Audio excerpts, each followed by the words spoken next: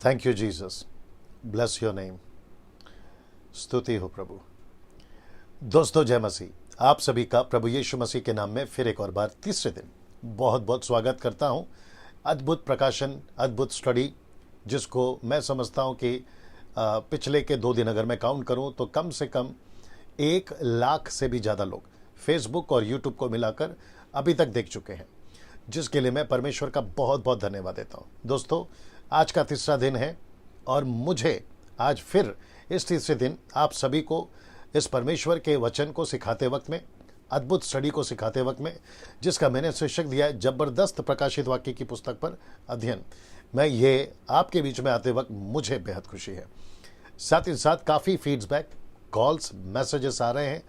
Comments की तो मैं समझता हूँ कि बाढ़ सी आई हुई है फेसबुक और यूट्यूब और व्हाट्सएप पर भी, और जिसको देखकर मुझे ऐसा प्रतीत हो रहा है कि ये जो स्टडी है मैं इसको 2 दिन और बढ़ाऊँ। सो इसका मतलब है कि ये जो 7 दिन का था अब ये हो जाएगा 9 दिन का, यानी कि संडे लास्ट होगा, संडे को हम इसको समाप्त करेंगे। सो आप सभी के लिए मैं वापस से कहता हूँ कि 2 दिन का जो स्टडी का जो टाइम लिमिट था इसको मैंने बढ़ा दिया है। मैं रविवार को इसको समाप्त करूंगा, तो 7 के बजाय ये 9 दिन हो जाएगा। ठीक है ना। जितने लोग जुड़ रहे हैं आप सभी जुड़ते चले जाएं, शेयर करते चले जाएं, वॉच पार्टी करते चले जाएं, और साथ ही साथ जो फेसबुक पर अभी और यूट्यूब पर अभी मुझे देख रहे हैं, मैं आप सभी को कहना चाहता हूं, जैसे मैंने कल कहा था कि अगर आप अभी तक यूट्यूब चैनल को आपने सब्सक्राइब नहीं किया है तो मैं चाहता हूं कि जल्दी से कर लें, क्योंकि वहाँ पर मैं बहुत सारे वीडियोस, ये जब सीरीज ख़त्म हो जाएगी वो डालता रहूँगा, ताकि आप लोग वहाँ पर भी मेरे सब्सक्राइबर्स बने रहें। और याद रखिए कि डैनियल राज यूट्यूब चैनल से या किसी भी सोशल मीडिया से पैसे नहीं कमाता। मेरा मकसद एक ही है, यीशु का राज्य बढ़े, सही शिक्षा के साथ मैं आपको यीशु के साथ जोड़ सकूँ। दोस्तों नीचे टाइप करना शुरू कर दीजिए, आवाज़ अगर ठीक से आ रही है जी, अगर सब कुछ ठीक है, आवाज़ ठीक है, ऑडिबल है, विजुअल आपको ठीक से दिख रहा है, जो भी अभी तक मैं दिखा रहा हूँ, खैर आगे का तो आपको देखना ही है, वो सभी चीज़ें अगर ठीक से हैं आप नीचे टाइप कर दें। आप कहाँ से हैं? फेसबुक से बात कर रहा हूँ। यूट्यूब वालों की रिक्वेस्ट है कि वो नीचे ना डालें, क्योंकि वो तो अपलोडेड वीडियो है, इसलिए यूट्यूब वाले ना ही लिखें कि आप कहाँ से हैं। ये मैं इसलिए पूछता हूँ जो फेसबुक पे है जी। फेसबुक पर अगर आप हैं, आप जहाँ से देख रहे हैं, आप कहाँ से देख रहे हैं, मतलब आप कौन से सिटी से, कौन से चर्च से हैं। आप अगर मेरी कलीसिया से हैं जिसका नाम है ग्रेस मिनिस्ट्री फेलोशिप, तो आप लोग वो डाल सकते हैं। मेरी कलीसिया मैं इसलिए कहता हूँ ताकि कई कलीसियाएं हैं तो उसको स्पेसिफिक करने के लिए मैं ऐसा कहता हूँ, इंटेंशन को समझिएगा। साथ ही साथ अगर आप मसीह मंथन बैठक के ग्रुप के मेंबर्स हैं तो आप लोग उसको नीचे टाइप कर सकते हैं, और साथ ही साथ भारत के जिस किसी भी हिस्से से आप हैं वो भी आप टाइप कर सकते हैं। भारत के बाहर पाकिस्तान से कुछ लोग देख रहे हैं, कुछ मित्र बन गए हैं, मैं उनके लिए परमेश्वर का धन्यवाद देता हूं। और पाकिस्तान में आप लोग जो देखते हैं, मैं उनको रिक्वेस्ट करता हूं कि सर आप लोग क्या कर सकते हैं कि अगर आपको ठीक लगता है मेरा ये स्टडी, आप दूसरों को भी बता सकते हैं ताकि वे भी देखें, प्रमोट कर सकते हैं, ताकि वहां पर भी जो है प्रभु का वचन जो है पहुंच सके। याद रखिए, देश के अपने बॉर्डर हो सकते हैं, नेशंस के अपने अपने प्रोटोकॉल हो सकते हैं, उनके सिस्टम्स हो सकते हैं, लेकिन यीशु का वचन सब नेशंस के लिए, बाइबल सब नेशन के लिए, उसमें कोई सीमा नहीं है, कोई बाउंड्री नहीं है। इस बात को भी आप लोग ध्यान रखिएगा। साथ ही साथ फिजी से कुछ लोग जुड़ गए हैं, कुछ मित्र बन गए हमारे, मैं उनके लिए भी धन्यवाद देता हूं। ऑस्ट्रेलिया, यूके, इटली, अफ्रीका से भी लोग देखते हैं, मिडल ईस्ट, अरब कंट्री, और साथ ही साथ नेपाल। कल किसी भाई ने कहा था कि आप नेपाल का नाम नहीं लेते, तो मैं नेपाल को भी याद करना चाहता हूँ इस वक्त में, उनको भी धन्यवाद देता हूँ। और साथ ही साथ भारत के 29 राज्य से आप जहां से भी है, मुंबई का रहें, पुणे का रहें, नागपुर है, AP, KP, MP, UP, Goa, Jammu Kashmir, आप जहां से भी देख रहे हैं, आप सभी का मैं इस वक्त में स्वागत करता हूं। दोस्तों आज मैं वापस आपको बताना चाहता हूं कि ये जो स्टडी है 7 दिन का, इसको मैंने 2 दिन सस्टेन कर दिया है, यानी कि अब 9 दिन चलेगा। वो इसलिए है क्योंकि जैसे आज आप सुनोगे आपको पता चलेगा, और मुझे भी एहसास हो रहा है कि बहुत डेप्थ है, बहुत सारी बातें हैं जिसको मैं स्किप नहीं कर सकता, नज़रअंदाज नहीं कर सकता। जब मैं स्टडी कर रहा हूं जो बाकी के स्लाइड्स आपको या चैप्टर्स दिखाने, तो मुझे एहसास हुआ कि उसको आपको देना बहुत ज़रूरी है।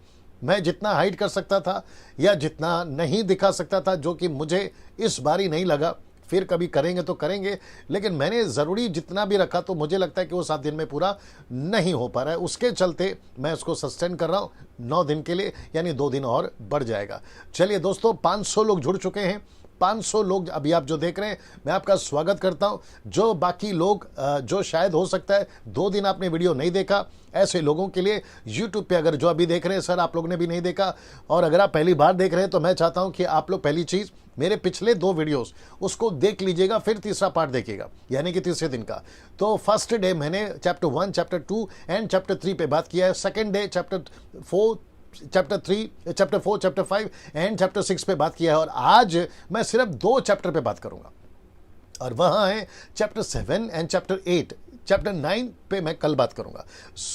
अगर आपने नहीं देखा 2 अध्याय या 2 वीडियोस या जो बाकी के 6 चैप्टर्स, क्योंकि आज 7 से शुरू होगा, सो आप उसको देख लीजिएगा ताकि आपको पूरी जो है चीज़ें समझ में आए। जो लगातार देख रहे हैं, मैं आपको वापस याद दिला देता हूं कि हम अभी तक 6 चैप्टर कंप्लीट कर चुके हैं, और ये रहा आज का 7वां अध्याय, 7th चैप्टर, 7वां अध्याय। अब यहां से सब कुछ शुरू होगा ना। मैंने आपको कल 4 घोड़ों के बारे में बताया था, उसकी आपको थोड़ी बहुत याददाश्त होगी तो आपको याद आ गया होगा। एक है सफेद घोड़ा, दूसरा है लाल घोड़ा, तीसरा है काला घोड़ा, और चौथा है पीला घोड़ा। पीला घोड़ा जो है वो 3 घोड़ों का मिश्रण है, ये मैंने आपको बता दिया था। विपत्ति किस तरीके से है मैं बता चुका हूं, और क्या क्या वो कर रहे थे वो भी आपको बता चुका हूं।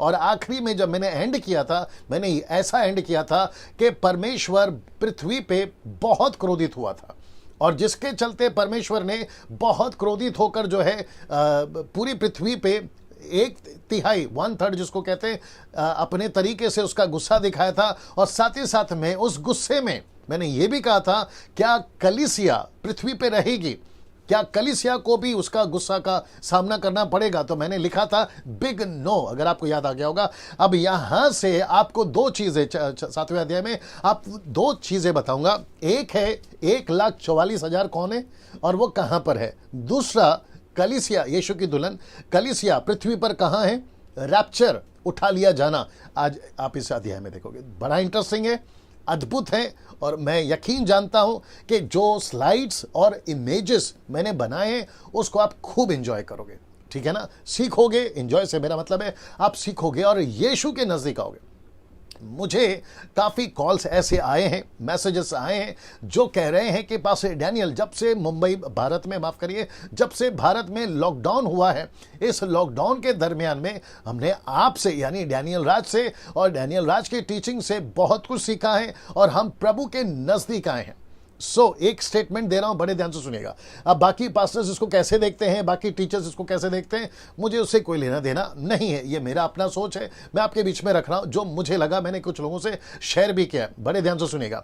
मेरे 25-26 साल की मिनिस्ट्री में या किसी के 24-50 साल के मिनिस्ट्री में आप और हम जितना टीचिंग दे देकर, प्रचार कर कर कर, चर्च के पुलपिट से, कन्वेंशन से, क्रूसेड से, कॉन्सर्ट से, गाना सुनाकर, म्यूजिक सुनाकर हम लोगों को, कलीसिया को जितना यीशु के नजदीक नहीं ला सके, ये लॉकडाउन के चलते परमेश्वर ने खुद अपने लोगों को अपने नजदीक ला लिया।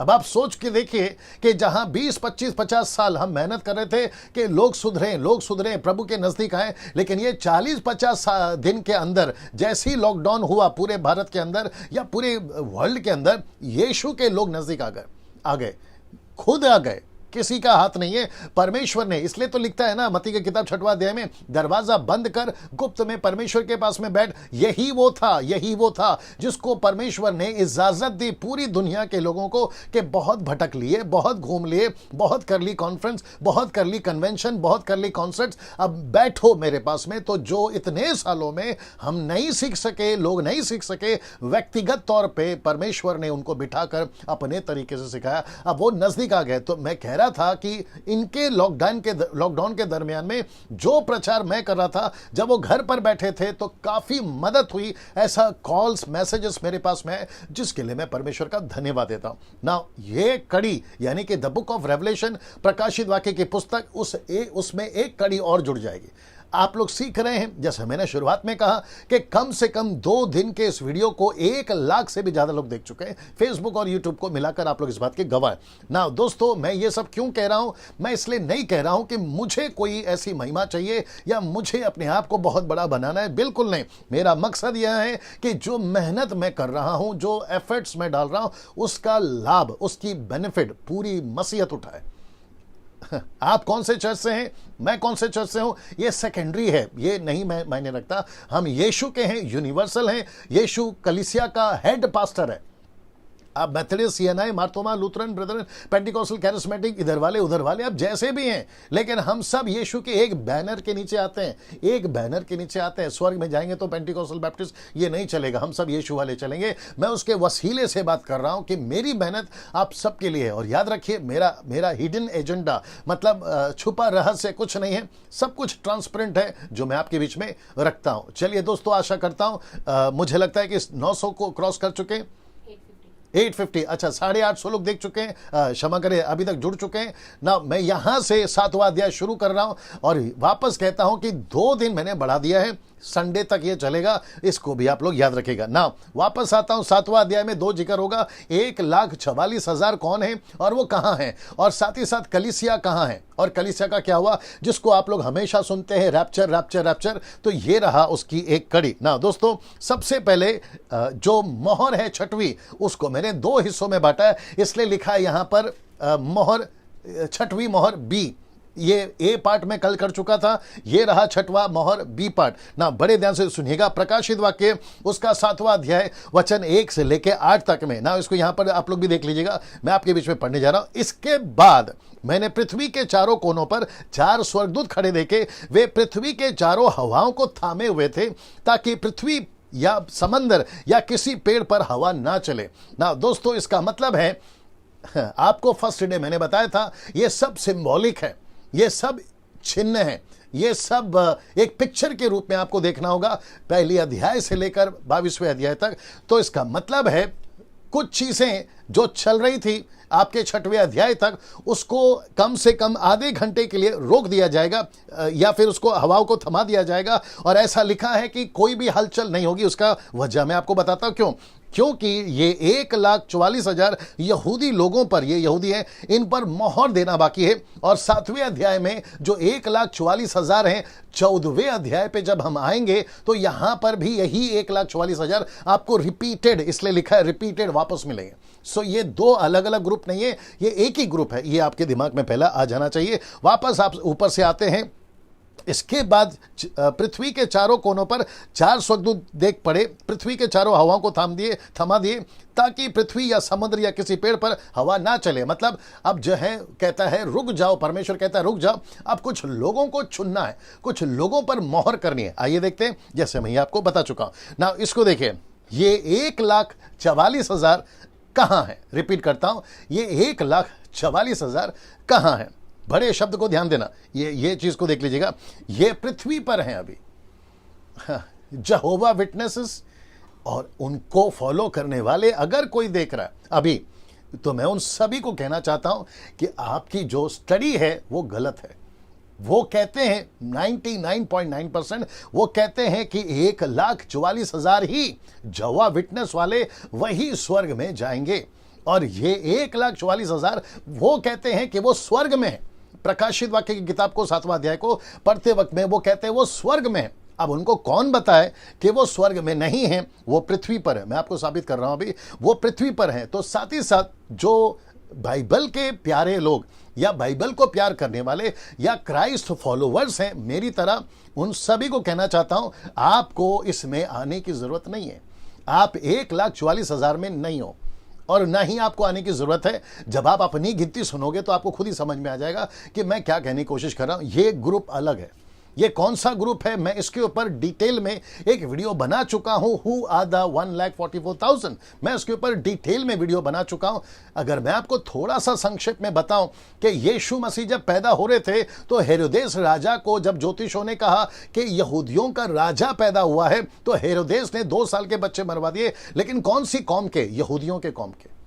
क्योंकि यहूदियों में एक बच्चा पैदा हुआ है। तो वो यहूदी के जो बच्चे थे, यिर्मयाह की किताब कहता है कि परमेश्वर उनको लौटा कर लेकर आएगा। तो ये वो लोग हैं जिनको परमेश्वर लौटा कर लेकर आएगा, क्योंकि वहां लिखा है कि उनको माओ से कहा था मत रो, तुम्हारे बच्चे लौटा कर आएंगे। तो अगर किसी को इसकी पूरी डिटेल वीडियो देखनी है तो आपको मेरे चैनल पे जाना है, यूट्यूब चैनल पे जाना है, और आपको टाइप करना है who are the 1,44,000 teaching by pastor Daniel Raj. ये टाइप कर दोगे तो आपको सब कुछ मिल जाएगा। अगर मुझे याद रहा था उस डिस्क्रिप्शन में, या फिर आपका जो फेसबुक पर है मैं उसकी लिंक डाल दूंगा, अगर याद रहा, प्रॉमिस नहीं करता हूं ना। यहां पर लिखा 1,44,000, ये कहां है? पृथ्वी पर है ना। इसको देखिए, ये कौन है मैं आपको ये भी बता देता हूं। ये कौन है? प्रकाशित वाक्य उसका 5वां अध्याय, क्षमा करें 7वां अध्याय 5 से लेकर 8 तक में ये जितने भी आप नाम देख रहे हैं, आपको यहां पर ये चीजें पता चलेगी ना। जितने लाल में है मैं वहां से शुरू करता हूं। सबसे पहला यहूदा के गोत्र, यहूदा के गोत्र में से 12,000 पर मोहर दी गई, रूबेन के गोत्र में से 12,000। तो ऐसे करते करते तो मैं पढ़ लेता हूं, यहूदा, रूबेन, गाद, आशेर, नप्ताली, मनशे, शिमोन, लेवी, इसाकार, जबलून, यूसुफ और बिन्यामीन। तो ये टोटल है 12। यहां दिख रहा है सब कुछ, ये दिख रहा है, टोटल है 12 ना। दोस्तों इसको देखिए, 2 गोत्र इसमें नहीं है, या 2 ट्राइब इसमें नहीं है। कौन सा बताता हूं। सबसे पहला दान इसमें नहीं है, और दूसरा इसमें एफ्रेम नहीं है। तो डैन और एफ्रेम इंग्लिश वर्ड है, मैं हिंदी में इंग्लिश में भी डालूंगा। सो यहां पे डैन और एफ्रेम नहीं है, यानी कि दान और एफ्रेम नहीं है। एफ्रेम कौन है? आप सभी जानते हैं, यूसुफ का बेटा है। दान जो है वो याकूब के बच्चों में से आता है। लेकिन ये क्यों नहीं है मैं आपको बताने जा रहा हूं। उत्पत्ति की किताब उसका 49 का 17, ठीक है ना, क्या कहता है देखिए, लिखा है, ये देख लीजिए, फ्रेम में आ रहा है सब कुछ। लिखा है दान मार्ग में का सांप, ये देख रहे हैं आप, लिखा है दान मार्ग में का सांप और रास्ते में का नाग। अब आप सोच के देखिए कि दान को क्या नाम दे रही है बाइबल। ऐसा क्यों, मैं वो भी बताऊंगा। होगा जो घोड़े की नली को डसता है, जिससे उसका सवार पछाड़ खाकर गिर जाता है, सब सिंबॉलिक है, जो समझना बहुत जरूरी है ना। यिर्मयाह की किताब उसका 8 का 16 क्या कहता है देखिए, उनके घोड़ों का फरहाना, दान देखिए, दान आ गया ना, दान से सुन पड़ता, बलवंत घोड़ों के हिनहिनाने की शब्द से सारा देश कांप उठा। अब इसकी हरकत देख लीजिए, सारा देश कांप उठा। उन्होंने आकर हमारे देश को और जो कुछ उसमें है, जो हमारे नगर को निवासियों समेत नाश किया। किसने किया है? दान ने किया ना। इसको पढ़ लीजिए, होशे 4 का 17 कहता है, एफ्रेम मूर्तों का संगी हो गया, इसलिए उसको रहने दो। तो एफ्रेम मूर्तों का संगी हो गया, तो इसका मतलब है कि दान, वापस दिखा देता हूं, ये 2 कैरेक्टर्स या ये 2 गोत्र इसमें आपको नहीं मिलेंगे ना। दोस्तों इसको देखिए, जब लिखा गया था यानी कि याकूब के बच्चे, तो ये उसकी लिस्ट है। अब इस लिस्ट में आपको यहां पे लेवी दिखेगा, आपको यहां पे जोसेफ दिखेगा। लेकिन जैसे ही आप यहां पर आते हैं, जब बांटने की बारी थी, तो यहां पे लेवी नहीं है और यहां पे जोसेफ नहीं है। लेकिन प्रकाशित वाक्य के 7वें अध्याय में आप जैसे ही आओगे तो यहां पे लेवी मिलेगा, आपको जोसेफ मिलेगा। लेकिन आपको ये लिस्ट में मैंने हिंदी में भी डाल दिया आपकी सुविधा के लिए, आप लोग उसको देख लीजिएगा। लेकिन यहां पे आपको दान नहीं मिलेगा और आपको एफ्रेम नहीं मिलेगा। और क्यों होना चाहिए? क्योंकि ये मूर्ति पूजक हो गए हैं, ये गलत दिशाओं में चले गए, और ऐसे लोगों को परमेश्वर अपनी लिस्ट में गिनती नहीं करता ना। जैसे आप ये स्टडी कर रहे हो और आप मुझे सुन रहे हो, तो बड़े ध्यान से सुनिएगा। सोचिए परमेश्वर कितना पर्टिकुलर है। अपनी गिनती में जब वो गिनती कर रहा था, तो परमेश्वर कहता है कि किस पर मोहर लगानी है और किस पर मोहर नहीं लगानी है। तो इससे सोच के देखिए परमेश्वर कितना स्पेसिफिक है, परमेश्वर कितना विशिष्ट है। और परमेश्वर कहता है कि जो मेरी लिस्ट में गलत है, मैं उस पर दृष्टि नहीं करता। अब आप सोच के देखिए, जैसे एसाव, याकूब का भाई, बड़ा भाई, जिसका नाम है एसाव, आपको याद होगा, उस व्यक्ति ने मसूर की दाल के लिए, मैं बीच में इसको इसलिए डाल रहा हूं ताकि मैं आपको कॉन्सेप्ट समझा सकूं।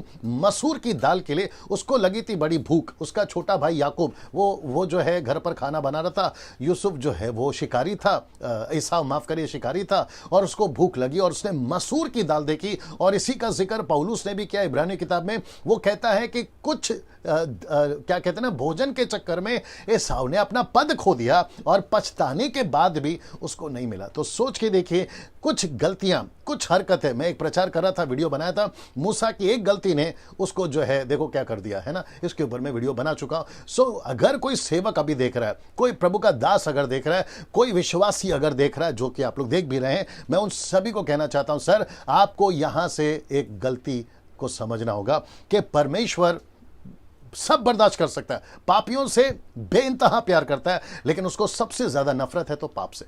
अगर इस वक्त में आप सुन रहे हैं और आपको यह एहसास हो रहा है कि यस पास्टर डैनियल, अगर परमेश्वर यहां से वो 2 गोत्र को कट कर सकता है तो फिर हमारा भी नाम कट कर सकता है। यह आपको बहुत समझना बहुत जरूरी है।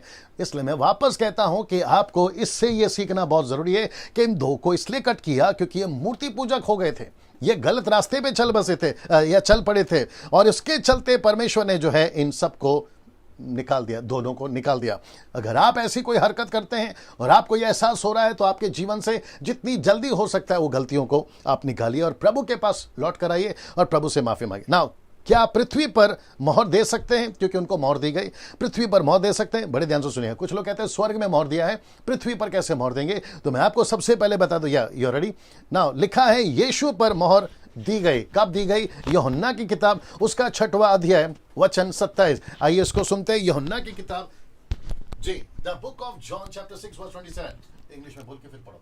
The book of John, John 6:27। नाशवान भोजन के लिए परिश्रम न करो, परंतु उस भोजन के लिए जो अनंत जीवन तक ठहरता है, जिसे मनुष्य का पुत्र तुम्हें देगा, क्योंकि पिता अर्थात परमेश्वर ने उसी पर छाप लगाई है। सी, इसका मतलब है, नेक्स्ट वर्ड रेडी रखो, ये वाला याद है आपको ना, यीशु पर छाप लगी और यीशु पे छाप लगाई परमेश्वर पिता ने। सो वचन कहता है जॉन 6:27। आपने कभी ध्यान दिया नहीं दिया मुझे नहीं मालूम, लेकिन मेरी रिस्पॉन्सिबिलिटी है इसलिए मैं आपके बीच में रख रहा हूं। सो यीशु पर भी मोहर है इसी पृथ्वी पर। ना दूसरा ये देखते हैं, दूसरा कुरिन्थियों, हम पर भी इसी पृथ्वी पर हम पर भी मोहर है। जैसे 1 लाख पे 1,44,000 पर मोहर दी गई ना, तो वैसे हम पर भी है। मैं ये कॉन्सेप्ट समझा रहा हूं। आइए सुनते हैं 2 Corinthians चैप्टर 1 वर्स 21 to 22। दूसरा कुरिन्थियों पहला अध्याय 21 से 22 तक में। आइए सुनते हैं जी। और जो हमें तुम्हारे साथ मसीह में दृढ़ करता है और जिसने हमारा अभिषेक किया, वही परमेश्वर है, जिसने हम पर छाप भी कर दी है और बयाने में आत्मा को हमारे मनों में दिया। See? ऐसा लिखा है कि हम पर छाप कर दिया। तो इसका मतलब है पौलुस कह रहा है कि जो भी उद्धार पाता है विश्वासी, उस पर छाप होता है ना। अब इसको देखिएगा, जो उद्धार पाएंगे, जो भविष्य में उद्धार पाएंगे, उन पर भी छाप लगेगी। इसका मतलब है इसी पृथ्वी पर जो भी उद्धार पाएगा, हिंदू, मुस्लिम, सिख, ईसाई, बुद्धिस्ट, पारसी, आप जो भी नेशन से हैं, आप जो भी जाति से, अगर आप उद्धार पाते हैं तो प्रभु कहता है मेरी मोहर लग जाती है। आइए पढ़ते हैं 2 Timothy चैप्टर 2 वर्स 19 एंड साथ ही साथ इफिशियंस चैप्टर 4 वर्स 30। ये दोनों को भी आपको पढ़ना है। आइए सुनते हैं जी। तो भी परमेश्वर की पक्की नींव बनी रहती है और उस पर यह छाप लगी है, प्रभु अपनों को पहचानता है और जो कोई प्रभु का नाम लेता है वह अधर्म से बचा रहे। ओके जी, रेडी कर लो दूसरा वाला। ऐसा लिखा है जो भी प्रभु का नाम लेगा, तो इसका मतलब है जो प्रभु का नाम लेता है उस पर छाप आ जाती है। अब पढ़ते हैं इफिसियों चैप्टर 4 वर्स 30। इफिसियों की किताब द बुक ऑफ इफिशियंस 4:30। इफिसियों 4:30 जी। परमेश्वर के पवित्र आत्मा को शोकित मत करो, जिससे तुम पर छुटकारे के दिन के लिए छाप दी गई है। See that? तो इसका मतलब है दोस्तों कि हम सभी पर छाप दी गई इसी पृथ्वी पे। तो 1,44,000 जवा विटनेस वालों का जो कॉन्सेप्ट है, उनकी थियरी के हिसाब से यहां तो फेल हो गया, क्योंकि परमेश्वर उनको अलग मोहर दे रहा है, आपको और हमको अलग मोहर दे रहा है। हमारी गिनती तो 1,44,000 से आती नहीं है, हम तो आसपास में भी नहीं है, तो फिर हमको उसकी चिंता क्यों? कुछ लोग मुझे कभी कभी कॉल करके कहते हैं डैनियल भाई हम लोग 1,44,000 में कब आएंगे? अरे क्यों आना है भाई आपको? आप यीशु की कलीसिया हैं, आप यीशु की दुल्हन है, आप वाचा के लोग हैं, आप न्यू कवनेंट के लोग हैं, तो फिर आपको 1,44,000 में क्यों जाना है? वो अलग है, ये अलग है ना। दोस्तों इसको देखिए, अब बात करते हैं कलीसिया की। कलीसिया कहाँ है? क्योंकि 7वें अध्याय के बाद आपको कलीसिया कहीं पर भी नजर नहीं आएगी जब तक 19वां अध्याय खत्म नहीं होता, क्योंकि नई कलीसिया, क्षमा करें, दुल्हन नए यरूशलेम में पाई जाएगी, उसका जिक्र है ना। आप अब एक्साइटेड हो जाइए, उत्साहित हो जाइए, क्योंकि अद्भुत चीज आपके बीच में लाने जा रहा हूं कि कलीसिया कहाँ है। क्योंकि कुछ लोग कहते हैं कि रैप्चर वाकई में कब होगा। इस सीक्वेंस के हिसाब से आपके बीच में रखने जा रहा हूं, क्योंकि बाइबल को खुद बात करने दीजिए। अमेरिकन्स क्या कहते हैं? सेकेंडरी है। अफ्रीकन्स क्या कहते हैं? सेकेंडरी है। सो कॉल्ड क्या कहता है? सेकेंडरी है। अलाना और फलाना क्या कहता है? सेकेंडरी है। बाइबल क्या कहती है वो इंपॉर्टेंट है। तो सीक्वेंस के हिसाब से अगर हम 7वें अध्याय पे अभी चल रहे हैं, जिसको यीशु मसीह ने यूहन्ना को बताया कि जो कुछ तू देख रहा है लिख, जो कुछ तू सुन रहा है लिख और कलीसिया को पहुंचा दे। तो मैं भी वही कर रहा हूं। सो अगर कोई कहता है कि रैप्चर जो है वो एंटी क्राइस्ट के बाद है, तो फिर मैं ये पूछूंगा, फिर ये 7वें अध्याय में कलीसिया यहां पर उठाई हुई क्यों दिख रही है? मैं आपको अभी बीच में रखने जा रहा हूं, उसका आप लोग आनंद लीजिएगा। आशा करता हूं कि आप लोग सब सुन रहे हैं, लगातार बने रहे। कितने लोग देख रहे हैं बताते जाइएगा। ओके, तो 1200 लोग आप लोग देख रहे हैं। मैं आप सभी का फिर से स्वागत करता हूं और वो सभियों को कहना चाहता हूं, शुरुआत का इंट्रोडक्शन आप लोग को अगर नहीं सुना, जो अभी जुड़े हैं, ये जो टीचिंग है 7 दिन का था, अब हमने 2 दिन और सस्टेन कर दिया है। ये शिक्षा 9 दिन चलेगी, यानी कि इस रविवार को समाप्त होगी और वक्त वही रहेगा, यानी कि 8 बजे। सो आपको वापस कह देता हूं कि रेवलेशन स्टडी जो 7 दिन का था वो 9 दिन का हो गया, ठीक 8 बजे चलेगी और उसके बाद देखते क्या होता है ना। 7वें अध्याय पे आते दोस्तों। कलीसिया आपको पृथ्वी पर नहीं दिखेगी 7वें अध्याय के बाद। ना इसको देखिए, आइए देखते हैं कलीसिया 7वें अध्याय में कहां है। मैं रिपीट करता हूं, कहां है। प्रकाशित वाक्य 7वां अध्याय वचन 9 से 17 तक में। आइए देखते हैं यहां पर क्या लिखा है। इसके बाद मैंने दृष्टि की और देखो हर एक जाति और कुल और लोग और भाषा। बड़े ध्यान से सुनिएगा दोस्तों, शब्द को, एक एक शब्द को आपको ध्यान से देखना है। लिखा है कि ट्राइब, लैंग्वेज, पीपल, नेशन। लिखा है जाति, कुल, भाषा, लोग। इसका मतलब है कि सबसे पहले 7 का 9 जो इंट्रोडक्शन देता है 1,44,000 के बाद, ये कलीसिया की बात हो रही है, जो कि कहता है, आप बड़े ध्यान से देख लीजिए, इसके बाद, आफ्टर दैट, इसके बाद क्या है? दृष्टि की तो देखो। तो दृष्टि कहां की और यूहन्ना ने कहां देखा? पृथ्वी पे देखा या स्वर्ग में देखा? यह बहुत इंपॉर्टेंट है। इसलिए मैं वापस कहता हूं कि जब हम प्रकाशित वाक्य की किताब को पढ़ते हैं तो यह आपको समझना होगा, सिंबॉलिक है, चिन्ह के रूप में, पिक्चर के रूप में। तो कलीसिया को उसने कहां देखा, यह आपको समझना बहुत जरूरी है। प्रकाशित वाक्य 9 का 17 से मैं आगे पढ़ रहा हूं। एक ऐसी बड़ी भीड़, ये देख रहे हैं, एक ऐसी बड़ी भीड़ जिसको कोई गिन नहीं सकता था, श्वेत वस्त्र पहने हुए, अपने हाथों में खजूर की डालियां लिए हुए, सिंहासन के सामने और मेमने के सामने खड़ी है। आपका क्या कहते हैं, 1,44,000 का है पृथ्वी पर, उनको मोहर दी गई पृथ्वी पर। लेकिन यहां पर मैं आपको बता देता हूं, अगर आप लोग भूल गए होंगे, मैं आपको वापस से याद दिला देता हूं। ये देखिए, ये देखिए, आते हैं इसके ऊपर। ये देखिए कहां लिखा है, इसके बाद मैंने पृथ्वी के चारों कोनों में। तो पृथ्वी पर, तो 1,44,000 कहां है पृथ्वी पर, और आपके ये कलीसिया कहां है? ये देख लीजिए, आपकी कलीसिया, ये देखिए, आपकी कलीसिया कहता है कि दृष्टि की बड़ी भीड़ जिसकी कोई गिनती नहीं कर सकता, गिनती नहीं है। जवा विटनेस वालों, आप कैसे कह सकते हो कि हम जो यीशु के लोग हैं हम स्वर्ग नहीं जाएंगे? लिखा है गिनती नहीं हो सकती है। आप लाखों की कहां बात कर रहे हैं? यहां तो millions and billions and trillions cross कर रहे हैं। आप गिनती नहीं कर सकते। ऐसी गिनती, वो कहता है मैं गिन नहीं सकता, ऐसी गिनती, वो कहता है मैं छोड़ो कोई और नहीं गिन सकता, मतलब स्वर्ग में कोई नहीं गिन सकता। इतनी भीड़ कहां से आएगी और इसको कितने युग लगेंगे? ये भी एक अपने आप में प्रश्न है, क्योंकि 7.2 बिलियंस पूरी दुनिया की पॉपुलेशन तो अभी है।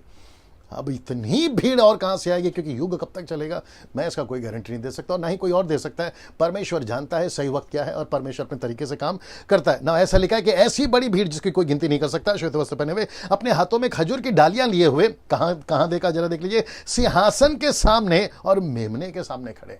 उसको ऑन कर लीजिए, सिंहासन के सामने और मेमने के सामने खड़े। Can you believe? अच्छा वो कर लीजिए जी। इसका मतलब है कि यह भीड़ खड़ी है स्वर्ग में, यह भीड़ खड़ी है पिता के सामने, यह भीड़ खड़ी है मेमने के सामने ना। दोस्तों इसको देखिए, यह भीड़ कहां है, या यह भीड़ कहां है? ये एरो देख लो, यह भीड़ कहां है? स्वर्ग पर जी। ये कुछ सेकंड रखना, देख लीजिए, यह भीड़ कहां है? स्वर्ग पर। तो इसका मतलब है कि 7वें अध्याय में, बहुत ध्यान से सुनना, 7वें अध्याय में कलीसिया पृथ्वी पर नहीं है, क्योंकि 8वां अध्याय और 9वां अध्याय में आप सोच नहीं सकते हैं ऐसे भयंकर चीज पृथ्वी पर होने जा रहे हैं। तो उस भयंकर चीज में जिसको स्वर्गदूतों ने कहा है, वो हिंदी शब्द है हाय हाय हाय, ऐसी परिस्थिति पृथ्वी पर होने जा रही है। तो ऐसी परिस्थिति में परमेश्वर अपनी कलीसिया को पृथ्वी पर क्यों रखेगा? बड़े ध्यान से सुनना, एक और लॉजिक लगा रहा हूं। जो कलीसिया एंटी क्राइस्ट के पहले पहली सदी से अभी तक सताव को झेलती आ रही है, प्रोसिक्यूशन को झेलती आ रही है, क्लेश को झेलती आ रही है। कभी यहां से भगा रहे, कभी वहां से भगा रहे, कहीं गांव में सताव है, कहीं घर में सताव है, कहीं पर मारा, कहीं जलाया, कहीं आप इब्रानियों किताब 11 अध्याय पढ़ लीजिएगा, आखिरी के कुछ आयतों को मुझे लगता है 38, 37 से आगे पढ़ लीजिएगा। लिखा है कि आरी से चीरे गए, पत्थर से मारे गए, उबलते तेल में डाले गए, ना जाने कैसे कैसे टॉर्चर दिया गया। तो उस वक्त में भी जब ये पॉपुलेशन और बढ़ेगा, कई डोर्स और खुल जाएंगे सुसमाचार के लिए, तो कलीसिया तो वैसे ही क्लेश में जा रही थी, तो परमेश्वर उसको वापस और क्लेश में क्यों डालेगा, ये भी तो प्रश्न है। और प्रकाशित वाक्य 3 अध्याय में जब वो आखिरी कलीसिया को, लौदीकिया की कलीसिया को जब प्रचार कर रहे थे, यीशु मसीह जब बता रहे थे, तो उन्होंने कहा कि मैं तुमको उस महाक्लेश से बचाऊंगा। तो ये कनेक्शन है ना। तो मैं वापस कहता हूं कि कलीसिया को इतनी तकलीफ में क्यों रखेगा ना। इसको देखिए, कुछ जरूरी बातें जो आपको समझना बहुत जरूरी है। सिंहासन के सामने और मेमने के सामने खड़ी है, तो कौन खड़ी है? कलीसिया खड़ी है। लिखा है हर जाति, और लिखा है हर कुल, लिखा है और लोग, और लिखा है भाषा, एक ऐसी बड़ी भीड़ जिसकी कोई गिनती नहीं कर सकता, सफेद कपड़ा पहने हुए परमेश्वर के सामने और मेमने के सामने खड़े हैं। देख लीजिए। अब इसका मतलब क्या है पता है? बहुत ध्यान से सुना। कुछ लोग कहते हैं कि पास्टर डैनियल, हम सब अगर मसीह में तो हम सबको एक हो जाना चाहिए। सफेद कपड़ा पहनो, काला पैंट, सफेद कपड़ा, साड़ी, सफेद सलवार कमीज, सफेद सफेद सफेद। ये सफेद कपड़ा आपको स्वर्ग में मिलेगा, यहां नहीं। लेकिन अगर कोई मसीह में आता है, वो राकेश हो, वो मुकेश हो, वो अनिल हो, वो सुनील हो, वो अनीता हो, वो सुनीता हो, आवना जावना भावना, आप जो भी हैं, आप जिस कल्चर से आती हैं, आप जिस देश से आती हैं, जिस राष्ट्र से आती हैं, आप जिस पृष्ठभूमि से आती हैं, आप वही रहिए। आपको चेंज होने की जरूरत नहीं है। बस आपको जो इंपॉर्टेंट चीजें हैं आपको वो ध्यान में रखना है। प्रेरितों की किताब 15 का 19 और प्रेरितों की किताब 15 का 28, जहां लिखा है व्यभिचार, दारू, गलत काम, मूर्ति पूजा से बचना है। बाकी आपको आपका जो कल्चर है उसके हिसाब से, क्योंकि लिखा है हर जाति, देख लीजिए ना, लिखा है हर जाति, कुल, भाषा, लोग, जाति, लोग और भाषा। इसका मतलब है ट्राइब, लैंग्वेज, पीपल, नेशन। प्रभु चाहता है कि हर जाति, महाराष्ट्रियन स्वर्ग में हो, गुजराती स्वर्ग में हो, मद्रासी स्वर्ग में हो, सिंधी, मारवाड़ी, और न जाने 2038 जातियां पृथ्वी पर, भारत के अंदर, भारत के बाहर तो अलग हो जाएगा, वो सब रिप्रेजेंटेटिव, प्रतिनिधि करते हुए स्वर्ग में दिखाई दे। ये परमेश्वर की मर्जी है। लेकिन हम यहां पर क्या बने हुए कलीसिया में या डिनोमिनेशन, जिसका जैसा डिनोमिनेशन है वो उसको वैसे कपड़े पहना रहा है। अब आप सोचिए, धर्मांतरण करना या कन्वर्ट करना, जो बाहर के लोग कहते हैं, खैर हम तो मानते नहीं है, तो आपको नहीं लगता है कि सर ये वाला नाम आपको मिल जाएगा? आप उनके कपड़े चेंज कर रहे हो, आप उनका नाम चेंज कर रहे हो, तो फिर ये कहां जाएगा? जहां लिखा है कि ट्राइब, लैंग्वेज, नेशन, पीपल, ये कहां जाएगा बताइए? सो इसका मतलब है जो जिसका है, जो जैसा खाता है, जो जैसा कपड़ा पहनता है, उसको रहने दीजिए ना, क्या तकलीफ है? आप उनको बाहर से क्यों चेंज कर रहे हैं? अंदर से चेंज करो। और बाहर से अगर चेंज करना होगा तो वो प्रभु करेगा। तो ये चीज हमको यहां पर समझ में आती है कि ऐसी कलीसिया स्वर्ग पर उठा ली जाएगी जहां कुल है, जाति है, भाषा है, लोग हैं। तो उन सभी के बीच में आपको और मुझे काम करना है। अगर एक और शब्द जोड़ दूं, यीशु ने कहा, go two nations and preach the gospel, make them disciple and baptise them. Go two nations, Nations का मतलब है हर जातियों में जाना है, जो जैसी जाति है उसको लेकर आना है। नाउ इसको देखिए, ये भीड़ कौन है? वापस कहता हूं, ये भीड़ कौन है? बड़े ध्यान से देखिएगा। प्रकाशित वाक्य 7 का 10 में लिखा है, ये बड़े शब्द से, क्षमा करें, और बड़े शब्द से पुकार कर कहती है, बड़े ध्यान से सुना, उद्धार के लिए हमारे परमेश्वर का जो सिंहासन पर बैठा है और मेमने का जय जयकार हो। इसका मतलब है इनके गीत में सबसे पहला सैल्वेशन है। See this? इसका मतलब है ये वो लोग हैं जो उद्धार पाए हुए लोग हैं। पहली सदी से लेकर जब तक 7वां अध्याय का कलीसिया उठाया जाना नहीं आता, वो 21वीं सदी हो, 22वीं सदी हो, 23वीं सदी हो, और मुझे ऐसा कोई शंका नहीं है ये कहते हुए, क्योंकि आजकल की जो परिस्थिति है सुसमाचार की स्पीड को देखते हुए रेंग रही है हमको, जबकि दौड़ना चाहिए, सुसमाचार की स्पीड रेंग रही है। उसको आकलन करते हुए मुझे ऐसा लगता है कि और कई सदियां बीत जाएंगी, क्योंकि यीशु चाहता है कि सबका उद्धार हो। उस कॉन्सेप्ट के हिसाब से मैं बात कर रहा हूं, बाकी आपकी मर्जी। तो उसके हिसाब से लिखा है कि ये उद्धार पाए हुए लोग हैं। ये लोग कौन है? ये उद्धार पाए हुए लोग हैं। तो इनका गीत देखिए, इनके गीत में उद्धार है, मोक्ष है, सैल्वेशन है ना। इसको देखिए, यहां ग्रेट कमीशन मुझे पूरा होता हुआ दिख रहा है। इसलिए मैंने यहां पे डाला है। मुझे ग्रेट कमीशन यहां पे पूरा होता हुआ दिख रहा है। मत्ती की किताब उसका 28वां अध्याय 18 से 20, मरकुस का किताब 16 का 15, लूका की किताब 24 का 47, यूहन्ना की किताब 20 का 21, जहां लिखा है कि जैसे पिता ने मुझे भेजा मैं तुम्हें भेज रहा हूं। प्रेरितों की किताब 1 का 8 में। तो यहां पे मुझे जब ये मैं भीड़ को देखता हूं तो मुझे यह एहसास हो रहा है कि यहां पे ग्रेट कमीशन पूरा हो गया। ये ग्रेट कमीशन किसने पूरा किया? ये ग्रेट कमीशन किसने पूरा किया? वो 10% लोग, मेरी तरह, आपकी तरह, ऐसे लोग जिनका फोकस आत्मा जीतना, जिनका फोकस चेला बनाना, जिनका फोकस कलीसियाओं का स्थापना करना, जिनका फोकस मिशनरीज भेजना, जिनका फोकस है राष्ट्रों को जाना, उनके लिए बोझ लेना, ऐसे लोग ही इसको पूरा कर सकेंगे। और आपको पता है पिता, पुत्र, पवित्र आत्मा तीनों इसी मिशन पे हैं। और मुझे माफ करिए मेरे शब्दों को, मुझे गुस्सा है उन सेवकों पर जो इस मिशन पे नहीं। मुझे गुस्सा है उन विश्वासियों पर, बहनों को, भाइयों पर जो ये मिशन पे नहीं है। मुझे गुस्सा है उन पास्टरों पर जो इस मिशन में नहीं है। मुझे गुस्सा है उन वर्शिपरों पर, म्यूजिशियंस पर जो इस मिशन में नहीं है। मुझे ताज्जुब होता है, जैसे पौलुस कहता है कि मेरा भोज है, मुझे तड़प है, जहां सुसमाचार, रोमियो 15:20, जहां सुसमाचार नहीं फैला है, नहीं गया है, मैं वहां प्रचार करूं। ऐसी तड़प, ऐसी बोझ इस मिशन को पूरा करने में मुझे नहीं समझ में आता है लोगों में क्यों नहीं आ रही। मैं 5-6 साल से प्रयास कर रहा हूं और मुझे कुछ कुछ झलक दिख रही है। अब लोगों के कॉन्सेप्ट चेंज हो गए, कुछ लोगों की विचारधारा चेंज हो गई, उसको भी मैं देखकर प्रभु का धन्यवाद दे रहा हूं। लेकिन अभी भी बड़ी तादाद में कलीसिया, विश्वासी भाई बहन अभी भी बाकी है जिनको अभी भी इस मिशन में और इस मैंडेट में माफ करिए, आना बहुत जरूरी है। उनकी सोच बदलना बहुत जरूरी है ना। वक्त को ध्यान में रखना है, क्योंकि मैंने जैसे आपसे कहा था बहुत सारा मसाला है, मैं वक्त में बंधा हूं, लेकिन 2 दिन बढ़ा दिया हूं, ठीक है ना। ये भीड़ कैसी मरी? अब प्रश्न उठता है, ये भीड़ कैसे मरी? वहां सब ठीक चल रहा है कमेंट्स बॉक्स में। ये भीड़ कैसे मरी? प्रकाशित वाक्य 7 का 13 से 14, बड़ा ध्यान से सुनना। इस पर प्राचीनों में से एक ने मुझसे कहा, बड़े ध्यान से सुनना, एक ने मुझसे कहा, ये श्वेत वस्त्र पहने हुए कौन है? ये देखिए, ये श्वेत वस्त्र पहने हुए कौन है और कहां से आए हैं? ये कहां से आए हैं? अब जरा ध्यान सुनिए। फिर वो कहता है मैंने उससे कहा, हे स्वामी तू ही जानता है। यूहन्ना कहता है तू ही जानता है। तो वो कहते हैं उनमें से मुझसे कहा, ये वे हैं, बड़े ध्यान सुना, जो उस बड़े क्लेश में से निकल कर आए। उन्होंने अपने अपने वस्त्र मेमनों के लहू में धोकर श्वेत किए। ये उस बड़े क्लेश में, आपको याद होगा 4 घोड़े, आपको याद होगा पहली तुरी, दूसरी तुरी, आपको याद होगा वो जो मैंने अभी आपको पिछले 2 दिन तक बताते आ रहा हूं, कैसा वो सारा chaos, वो सारी गड़बड़ी, वो सारी महामारियां, वो सारी चीजें उसमें से निकलकर, क्योंकि एंटी क्राइस्ट ने अभी तक अपने आप को शो नहीं किया, अभी तक वो मंदिर पर बैठकर अपने आप को डिक्लेयर नहीं किया। मैं आऊंगा उसके ऊपर।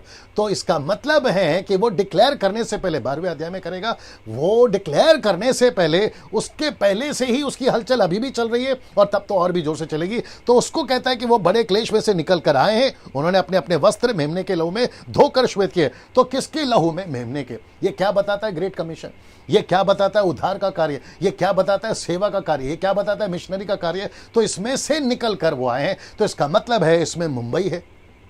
इसने पूछा ना ये कौन है, ये पूछ रहा है ये कौन है, तो इसमें मुंबई है, इसमें पूना है, इसमें नागपुर है, आपको खुशी होनी चाहिए, इसमें पंजाब है, इसमें गुजरात है, इसमें हमारा भारत का 29 राज्य है, अदर नेशंस है, इसमें चाइना है, नॉर्थ कोरिया है, जहां बड़ा क्लेश है अभी भी, उसमें से निकल कर आए और इन्होंने मेमने के लहू से, सीधे मेमने के लहू से अपने वस्त्र धोए। Can you believe this? कितनी अद्भुत बात है ना। एक और चीज ऐड कर देता हूं, भारत सरकार, मोदी सरकार, बीजेपी सरकार, जब कोई भारत का सैनिक या फिर कोई जवान शहीद होकर मरता है, उसका सम्मान देखा है आपने? उनका सम्मान देखिए, न्यूज़ पे चलाया जाता है, न्यूज़पेपर पे चलाया जाता है, उनको काफ़ी सम्मान किया जाता है, उनके फैमिलीज़ को नौकरी दी जाती है, उनको पैसे दिए जाते हैं, उनको मेडल दिया जाता है जो शहीद हो जाता है। ये सारी, उनके पत्नी को या जो भी है, ये सारी चीज़ें की जाती है। अगर नेशंस के बॉर्डर पे राष्ट्र की सेवा करते करते अगर कोई सिपाही मर जाता है, जिसको कहते हैं शहीद हो जाता है, तो उसको इतना सम्मान यहां है। तो यीशु के लहू के लिए, यीशु के काम के लिए अगर कोई शहीद हो जाए भाई या बहन, तो सोचिए स्वर्ग में उसको कितना सम्मान है।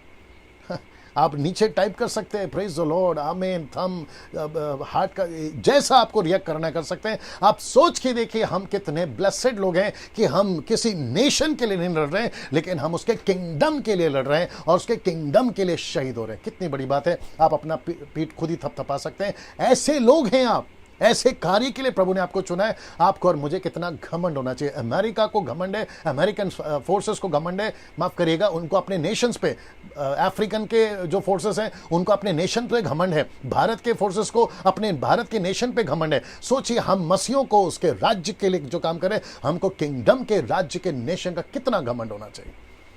सी दिस नाउ, बड़े ध्यान से सुनिएगा। ये लोग कौन है और ये लोग कैसे, बारे में आपको बता चुका हूं। नाउ अब प्रश्न उठता है, आप और हम, यानी कि आप और हम इस रैप्चर में उठाए जाएं, पद 9 की गिनती में हमारा भी कार्य हो, मतलब 9वां अध्याय 7 गणों, मैंने बता दिया, जाति कुल भाषा लोग, उसमें हम भी हो, तो सेवा भी हमें ऐसी करनी है। इसका मतलब है आप और हम अगर रैप्चर में या उठा लिया जाने में शामिल होना चाहते हैं तो आपको ऐसी सेवा करनी होगी।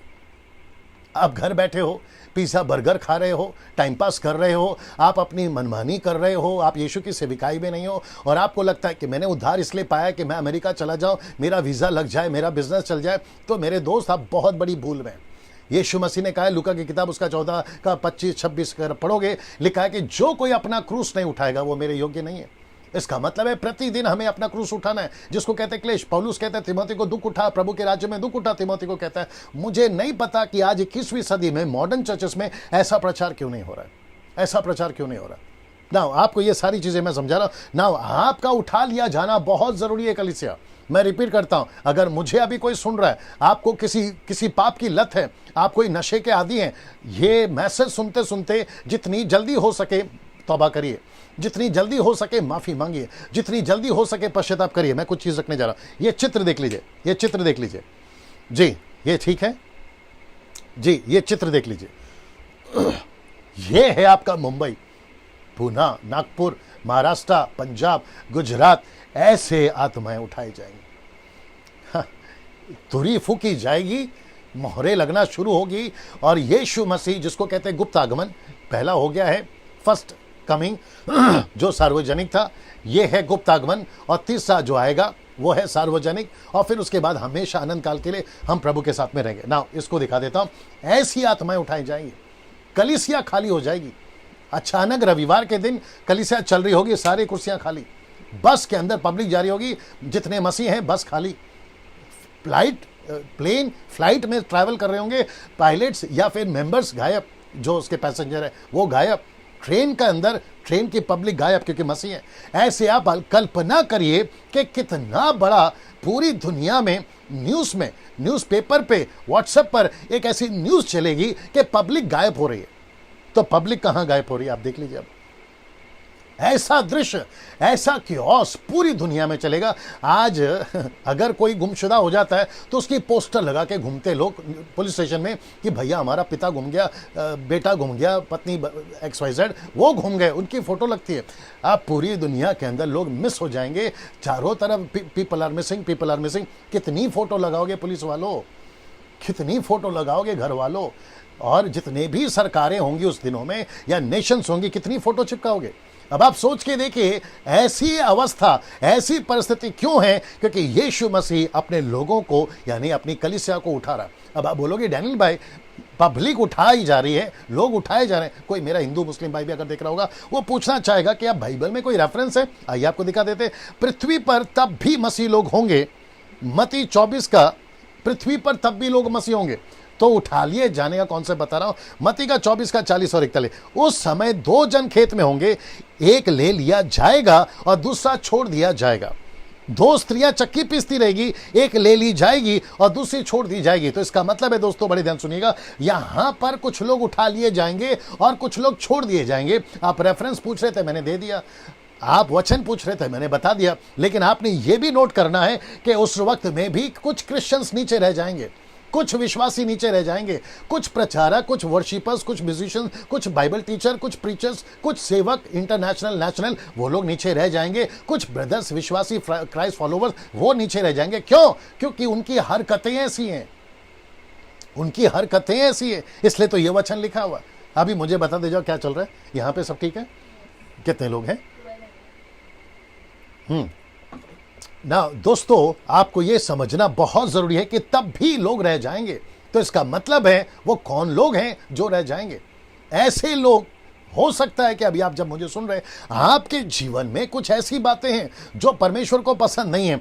उस दिन वो एक चीज आपको उठा लेने पे जो है प्रभु को रोक देगी। वो एक चीज, वो गलत वीडियो हो सकता है जो आपको प्रभु को उठाने पे रोक सकती है। ये देखो, वो ऐसी कुछ लालच, वो ऐसा कोई घमंड, वो कोई ऐसी बातें जो आपको ऊपर उठा देने पे रोक देगी। और यीशु को जब वो आपको उठा रहा होगा ना, वो चीजें आपको नीचे खींच रही होंगी और यीशु कहेगा। और आपको याद है ना, 2 गोत्र दान और एप्रैम, उनको छोड़ दिया, यीशु ने नहीं काउंट किया। अब आप सोचिए कि उनको जब नहीं छोड़ा, मूसा को नहीं छोड़ा, अब आप सोच के देखिए फिर आप और मैं क्या चीज है। इस वक्त जितने भी देख रहे हैं, फेसबुक, यूट्यूब, जहां से भी आप देख रहे हैं, आपको यह एहसास होना चाहिए कि आपकी गिनती इन उठा लिए जाने वालों में हो। सो आप किस चक्कर में पड़े हैं? वो व्यभिचार हो सकता है, एक्स्ट्रा मैरिटल अफेयर हो सकता है, गर्लफ्रेंड बॉयफ्रेंड का चक्कर हो सकता है, आपका पैसे का लालच हो सकता है, आपका अक्षमा हो सकता है, अनफॉरगिवनेस हो सकता है। ऐसी वो सारी चीजें आपको स्वर्ग में उठा जाने से आपको रोक सकती है।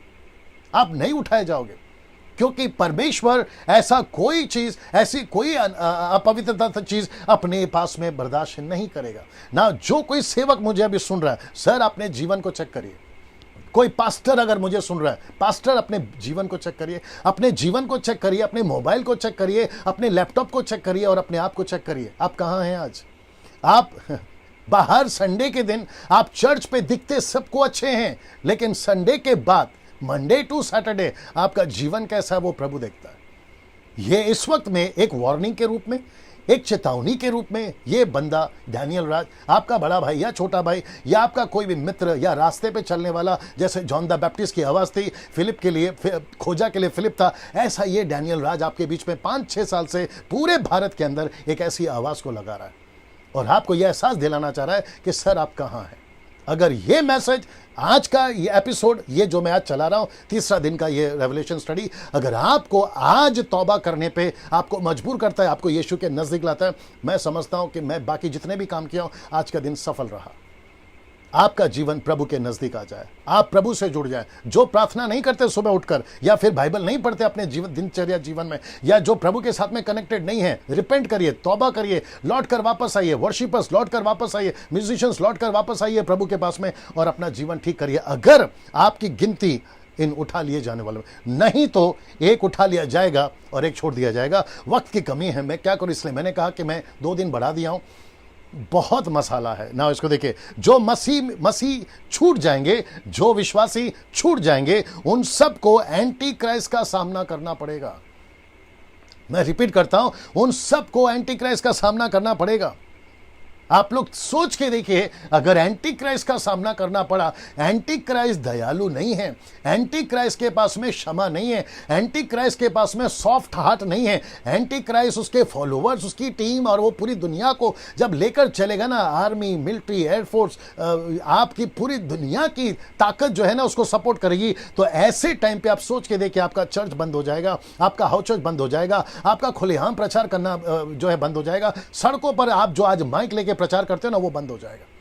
सो ऐसे दिन में, एंटी क्राइस्ट के दिन में आप ना आए, इसलिए जरूरी है आपका उठा लिया जाना ना। दोस्तों, वक्त को ध्यान में रखते हुए मैं आज के आखिरी चैप्टर पर आ रहा हूं, जो कि मैं यहां से खत्म कर दूंगा, क्योंकि उसके बाद मैंने कहा कि 2 दिन मैंने बढ़ा दिया। 9वां अध्याय में कल बात करूंगा, आज नहीं, ठीक है ना। अभी तक हम 3-3 चैप्टर कवर कर रहे थे, अब मैं 2 चैप्टर आज कवर कर रहा हूं, कल का मैं आपको बताऊंगा। प्रकाशित वाक्य 8वां अध्याय पे हम लोग आ चुके हैं और ये रही 7वीं मोहर। अब जो 6 मोहर थी, मैं आपको बता चुका हूं 6 मोहर क्या है, लेकिन 7वीं मोहर जैसे ही खुलेगी तो 7वीं मोहर बताती है, 7th सील, ये बताती है कि जो 7 तुरी फूकी जाएगी, ये उसकी ओपनिंग करेगा। मैं रिपीट करता हूं, 7th सील जो 7 तुरी हैं, 7 ट्रम्पेट्स, ये उसकी ओपनिंग करेगा। आइए देखते कैसे ओपनिंग करेगा। प्रकाशित वाक्य 8 का, जब उसने 7वीं मोहर खोली तो स्वर्ग में आधे घंटे तक सन्नाटा छा गया। बीच में आधा घंटा निकला था, इसलिए निकला था। आधे घंटे तक सन्नाटा छा गया। आधे घंटे तक का सन्नाटा क्यों? ये थोड़ा हैवी है दोस्तों, मुझे नहीं पता कि बाकियों ने इसका क्या इंटरप्रेट किया है, बाकी प्रचारकों ने इसका क्या इंटरप्रेट किया, मुझे नहीं मालूम। लेकिन मेरे 26 साल के मिनिस्ट्री में मैं जहाँ तक बाइबल को पढ़ रहा हूँ, मैंने जैसे अभी थोड़ी देर पहले कहा कि बाइबल को खुद बात करने दीजिए, तो मैं आपके बीच में वही रखूँगा। सो आधे घंटे तक सन्नाटा क्यों? मैं बीच में एक प्रचार किया था कि जिसका घर होता है ना, वो अपने घर की हर चीज़ जानता है। जिसकी गाड़ी होती है ना, वो अपनी गाड़ी की हर चीज़ जानता है, कौन सा पार्ट कहाँ है, कौन सा दरवाजा कहाँ पर। वैसे ही जो बाइबल में घुस जाता है, वो बाइबल की देना बाइबल जल्दी से, जो बाइबल को जानता है ना, वो बाइबल के हर चीज़ों को जानता है। इसमें कहाँ क्या है, कहाँ क्या नहीं है, वो फिर एनालिसिस करना शुरू करता है, जैसे मैं कर रहा हूँ रेवलेशन स्टडी के दरमियान में। कौन सी चीज़ कहाँ है, किसको कनेक्शन कहाँ करना है, उत्पत्ति से कहाँ उठाना है, प्रकाशित वाक्य में कहाँ जोड़ना है, ऐसे 66 बुक को मैं कहाँ से कहाँ ऐसा जोड़कर आपके बीच में रखने जा रहा हूँ। मैं वापस कह रहा हूँ, ये थोड़ा हैवी है, आपको समझना बहुत जरूरी है। प्रकाशित वाक्य का किताब 8:1 में लिखा है, 7वीं मोहर जैसी खुली तो लिखा है कि आधे घंटे तक का सन्नाटा छा गया। इसका मतलब है, बड़े ध्यान से सुनना, एक ऐसा सन्नाटा छाया था पृथ्वी पे जो मलाकी की किताब से लेकर मती की किताब में, और वो सन्नाटा 400 साल का था। लेकिन जब स्वर्ग में एंटी क्राइस्ट के टाइम और पृथ्वी को तबाह करने का टाइम आएगा, तो यहां पर भी आधे घंटे का सन्नाटा। तो इसका मतलब है आधे घंटे का सन्नाटा क्यों, इसलिए मैंने ये डाला है, मैं आपके बीच में रखने जा रहा हूं। इसके 3 कारण हो सकते हैं मेरे हिसाब से, ये मेरा अपना इंटरप्रेट है, मैं अपने हिसाब से बताने जा रहा हूं। सबसे पहला सन्नाटा, पहला कारण, दुनिया खत्म होने जा रही है। दुनिया खत्म होगी तो जिसने इतनी खूबसूरत दुनिया बनाई, जिसको पहला दिन बनाया अच्छा कहा, जिसको दूसरा दिन बनाया अच्छा कहा, जिसको तीसरा दिन बनाया अच्छा कहा, ऐसा जिसको इतना अच्छा कहा, वो परमेश्वर उस अच्छे दुनिया को अब कहता है कि मैं इसको समाप्त करने पर हूं। तो परमेश्वर को आधे घंटे का वो सन्नाटा से गुजरना पड़ा कि क्या हो गया, क्या कर दिया दुनिया के लोगों ने, क्या कर दिया इंसानों ने, जिसके लिए मैं खत्म कर रहा। दूसरा कारण, पद 3 और 5, इसी अध्याय का पद 3 और 5 कहता है, प्रार्थना का समय चल रहा था वहां पर। जरा निकालिए जल्दी से प्रकाशित वाक्य 8 का 3 और 5 जल्दी से। जी 3 और 5, हाँ पढ़िए। फिर एक और स्वर्गदूत सोने का धूपदान लिए हुए आया और जी माइक में पढ़वा दे जी। फिर एक और स्वर्गदूत सोने का धूपदान लिए हुए आया और वेदी के निकट खड़ा हुआ और उसको बहुत धूप दिया गया कि सब पवित्र लोगों की प्रार्थनाओं के साथ सोने की उस वेदी पर जो सिंहासन के सामने है चढ़ाए। उस धूप का काफी है। जी दोस्तों, अब देख लीजिए, ये प्रार्थना का वक्त था, तो इसका मतलब है आधा घंटे का प्रार्थना का वक्त। पहला कारण क्या है, दुनिया खत्म होने जा रही है। परमेश्वर देख कह रहा होगा, क्या कर दिया, क्या चल रहा है इंसानों, जिसके लिए मुझे दुनिया खत्म करनी, ये आधा घंटा। दूसरा है, वहां प्रार्थना चल रही थी, आपको मैंने वचन पढ़वा दिया, तो सन्नाटा तो होना वाजिब है। पूरी कलीसिया प्रार्थना कर रही है, सारे 24 प्राचीन 4 प्राणी प्रार्थना कर रहे हैं, तो ये सारी चीजें आपको बता। तीसरा कारण है, 14 विपत्ति पृथ्वी पर घटेगी। मैं वापस कहता हूं, 14 विपत्ति पृथ्वी पर घटेगी। उसके चलते जो है ये चीज़ें जो है, आधा घंटे का सन्नाटा यहाँ पर हम देखते हैं। 14 विपत्ति पृथ्वी पर घटेगी। 14 विपत्ति, हाँ आप नहीं समझे शायद 14 विपत्ति का मतलब क्या है। 7 तुरी और 7 कटोरे, 7 ट्रम्पेट्स एंड 7 बोल्स, ये जब पृथ्वी पे गिरेगी ना, उसके चलते पृथ्वी की जो हालत होने वाली, एंटी क्राइस्ट की जो हालत होने वाली, और जो पृथ्वी पे उस वक्त में, बर्दाश्त करो भैया, जो मसीह छूट जाएंगे उनकी जो हालत होने वाली होगी। एक वक्त था, प्रभु मैं तुझसे प्यार करता हूं, अचानक से बैकस्लाइड हो गया, प्रभु मैं तुझसे नफरत करता हूं, उसकी हालत होने वाली है। आप अच्छा खासा चल रहे थे, आप अच्छा खासा प्रभु में थे, लेकिन किसी के ठोकर के चलते आपने यीशु को छोड़ दिया, आपकी हालत खराब होने वाली। अगर आप अभी सुन रहे हो और मन फिराने का मौका अगर आपको प्रभु दे रहा है, मेरे दोस्त, मेरी बहन, मेरे भाई, जितनी जल्दी हो सकता है वापस आ जाओ। तुमने किसके चलते ठोकर खाया वो इंपॉर्टेंट नहीं है, लेकिन तुम्हारी जो हालत होने वाली होगी ना, मेरी भाषा को बर्दाश्त करिए। क्या करूं सर, मैं इसी तरीके का हूं। आपकी जो परिस्थिति होगी ना उन दिनों में, आपकी तो बैंड बज जाएगी। ये आपको समझना बहुत जरूरी है। सो ऐसी अवस्था के लिए कहता है आधे घंटे का सन्नाटा छा गया। नाउ पहली तुरी, इंट्रोडक्शन देने जा रहा हूं, ये है पहली तुरी जो फूका गया। प्रकाशित वाक्य 8 का 7 को बड़े ध्यान से देखिएगा। पहले स्वर्गदूत ने तुरी फूकी और लहू से मिले हुए ओले और आग उत्पन्न हुई और पृथ्वी पर डाली गई, और पृथ्वी की 1/3 जल गई। 1/3 का मतलब है 1/3। जल गई, बड़े ध्यान से देखिएगा, जल गई और सब हरी घास भी जल गई। तो इसका मतलब है कि सबसे पहले जब ट्रम्पेट ब्लो किया गया या फूका गया तो कौन सी कंडीशन या परिस्थिति हो रही है पृथ्वी पे? लिखा है लहू से मिले हुए ओले आग उत्पन्न कर रही है, पृथ्वी पर डाली गई। मैं चित्र दिखा रहा हूं, पृथ्वी पे डाली गई, उसमें 1/3 जल गई। किसकी? पेड़ों की 1/3 जल गई और हरी घास जल गई। ये सारी चीजें जल गई। बड़े ध्यान से देखिएगा, ये चित्र देख लीजिएगा, ये चित्र देख लीजिए, बी रेडी, ओके। ये चित्र देख लीजिएगा और साथ ही साथ ये चित्र देख लीजिएगा। आप सोच सकते हैं बीच में कहां आग लगा था? पूरी दुनिया में, अमेज़न में। और कितने जानवर? ऑस्ट्रेलिया में, या ऑस्ट्रेलिया में, है ना, अमेज़न का वो क्षेत्र है, राइट। वहां आग लगी थी, कई जानवर मर गए और पूरे न्यूज़ ने कवर किया था। क्या तबाही है, हेलीकॉप्टर पानी फेंक रहे हैं, प्लेन पानी फेंक रहे हैं, कैसे तैसे करके आग को बुझाया जा रहा है। अब आप सोच के देखिए, अगर ऊपर से ही परमेश्वर आग लगा रहा है तो कौन रोक सकता है, कौन बचा सकता है, बताइए। ऐसी परिस्थिति में मसीह लोग आप रहना चाहोगे? ऐसी घटना जब हो रही होगी आप उसमें रहना चाहोगे? एक बार जरा सोच के देखिए। तो क्यों ना, जब आप इस प्रचार को सुन रहे हो तो क्यों ना, विश्वासियों से बात कर रहा हूं, क्यों ना विश्वासियों आप अपना रिश्ता प्रभु के साथ और मजबूत करो। आप यीशु के और नज़दीक आ जाओ, आप यीशु के साथ और मजबूती में चलो। जो काम रुक गया उसको शुरू करो, यीशु का प्रचार करना शुरू करो, टाइम पास का जीवन जीना बंद करो। सबसे ज़्यादा मुसीबत आज क्या है पता है? बड़े ध्यान से सुनना, जो नाश हो रहे हैं उनको बचाने की मुसीबत नहीं आज, जो पहले से बचे हैं ना उनको फिर से बचाने की मुसीबत है आज। अगर आप समझ गए होंगे, जो पहले से सेव्ड है उनको फिर से सेव करना पड़ रहा है, ये मुसीबत है आज। आगे आप समझदार है ना। ऐसी अवस्था होगी, पहली तुरी जब फूकी जाएगी। निर्गमन की किताब उसका 9वां अध्याय वचन 24, मैं कुछ वचन पढ़वा रहा हूं जो कि इससे कनेक्टेड है। आइए देखिए, the book of Exodus chapter 9 verse 24।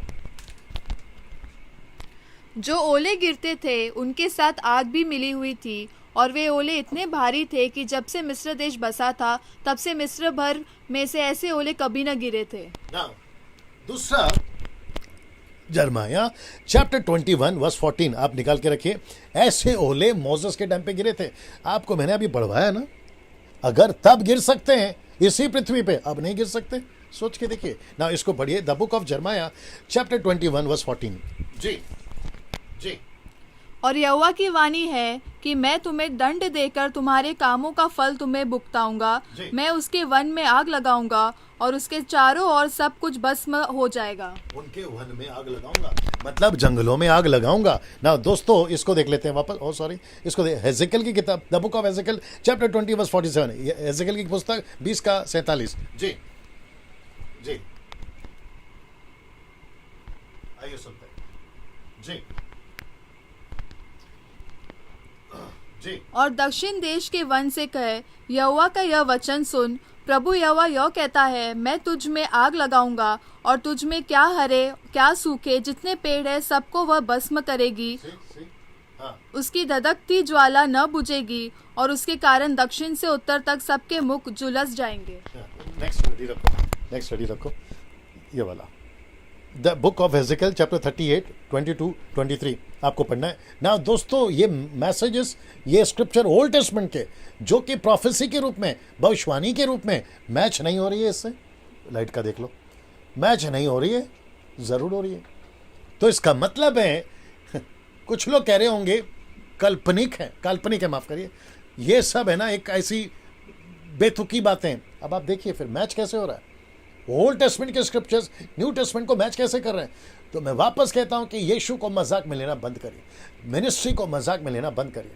ऐसे दिन आएंगे, लिखा है ना, वचन तो कहता है ना, इब्रानी किताब 12 का 28 में, जीवित परमेश्वर के हाथ में पढ़ना भयानक बात है। क्यों लिखा है? फिर आप एक बात सोच के देखिए। चलिए वचन को भी पढ़ते हैं फिर आगे बढ़ते हैं। जी, हेजेकियल 38 22 23। जी, मैं मरी और खून के द्वारा उससे मुकदमा लड़ूंगा और उस पर और उसके दलों पर और उन बहुत सी जातियों पर जो उसके पास होगी मैं बड़ी झड़ी लगाऊंगा और ओले और आग और गंधक बरसाऊंगा।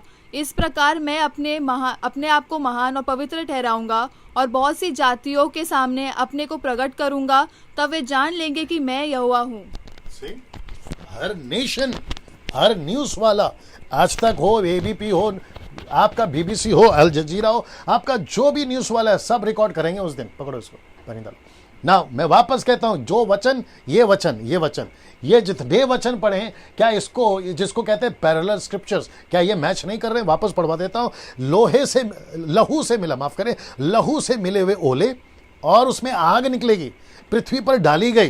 क्या जलाया गया? लिखा है कि पृथ्वी की 1/3, 1/3 ऑफ द अर्थ, पृथ्वी की 1/3 जल जाएगी, पेड़ जल जाएंगे, उसके घास जल जाएंगे। ये देखिए, ये देखिए, ये है पहली तुरी का ये। इसलिए मैं वापस कह रहा हूं कि मसीहों, ध्यान से सुनो, पृथ्वी पर छूट नहीं जाना, रैप्चर के दिन छूट नहीं जाना। कलीसिया भी यहां पर नहीं है, कलीसिया उठा ली गई है, पवित्र आत्मा जरूर नीचे, क्योंकि यहूदियों का इस्तेमाल करना है। दो जो गवाह आएंगे, वो कौन है मैं बताऊंगा 11वें अध्याय में, उनको भी सपोर्ट करना है। और 22वें अध्याय तक पवित्र आत्मा दिखाई देता है पृथ्वी के ऊपर, क्योंकि कई लोगों को, यहूदियों को भी मौका मिलेगा, मैं उसकी बात कर रहा हूं। सो कलीसिया यहां पे नहीं है।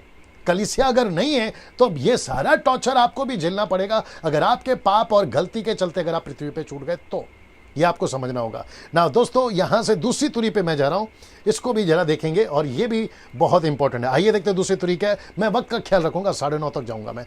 प्रकाशित वाक्य 8 का 8 से 9 तक में। आइए देखते हैं। दूसरे स्वर्गदूत ने तुरी फूकी तो मानो आग सा जलता हुआ एक बड़ा पहाड़, ये शब्द देख लीजिए, आपकी सुविधा के लिए लाल में रखा है, लिखा है बड़ा पहाड़ समंदर में डाला गया। ऐसा लिखा है कि बड़ा पहाड़, मैं पहाड़ का चित्र दिखाऊंगा, समंदर का 1/3 लहू हो गया, समंदर का 1/3 ऑफ द सी लहू बन गया, बिकम ब्लड। और फिर कहता है समंदर की 1/3 सिरजी हुई वस्तुएं, जिसको कहते हैं सजीव, जीवित प्राणियां, वो मर गई। और लिखा है कि 1/3 जहाज नाश हो गए। जहाज का मतलब है शिप, जो क्या कहते हैं ना, बिजनेस करती है ना, जो यहां से वहां, या क्रूज, वो सब नाश हो गए। और आपका इंपोर्ट एक्सपोर्ट जो होता है, क्योंकि ज्यादातर पश्चिम देश से, अरब कंट्री से आपका जो भी एक्सपोर्ट होता है वो ज्यादातर जहाजों में आता है, क्योंकि कई टन की तादाद में आता है। ऐसा लिखा है, वो तक नाश हो जाएंगे। पहले ये चित्र देख लीजिएगा, ये हुआ इसका पृथ्वी पर, और ये रहा वो पत्थर, पहाड़।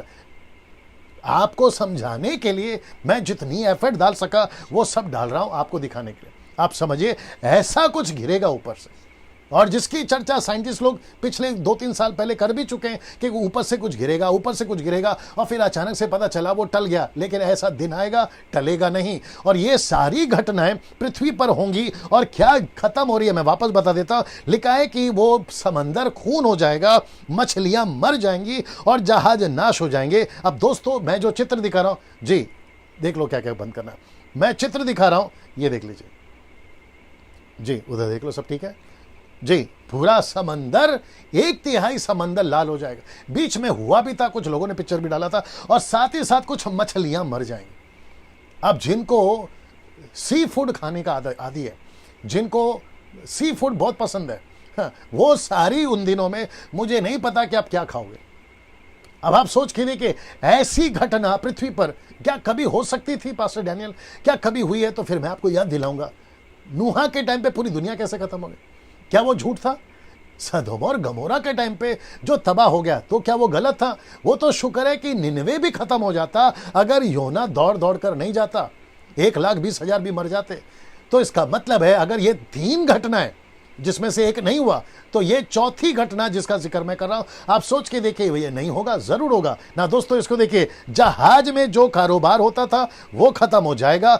हबक्कुक की किताब उसका 1:14 क्या कहता है, देखिए, तू क्यों मनुष्यों को समंदर की मछलियों के समान और उन रेंगने वाले जंतुओं के समान बनाता है, जिन पर कोई शासन करने वाला नहीं हो। तो इसका मतलब है, हबक्कुक की किताब मनुष्यों को मछलियों से जोड़ रहा है। इसलिए ये वचन को मैंने रखा है, मछलियां मर जाएंगी, उससे रिलेटेड लोग मर जाएंगे। आगे आप समझदार हैं कि मछलियों को भी आजकल कुछ लोगों ने ईश्वर बनाया हुआ है। Can you believe this? मछलियों की पूजा होती है। आप लोग जानते हैं मैं किसकी बात कर रहा हूं? ऐसे लोग जो मछलियों की पूजा करते हैं, अगर उस दिन मछलियां खुद मर जाएंगी, उसके फॉलोवर, उसके पंडित, उसके गुरु जो भी है वो मर जाएंगे, तो आपको उस दिन पता चली जाएगा।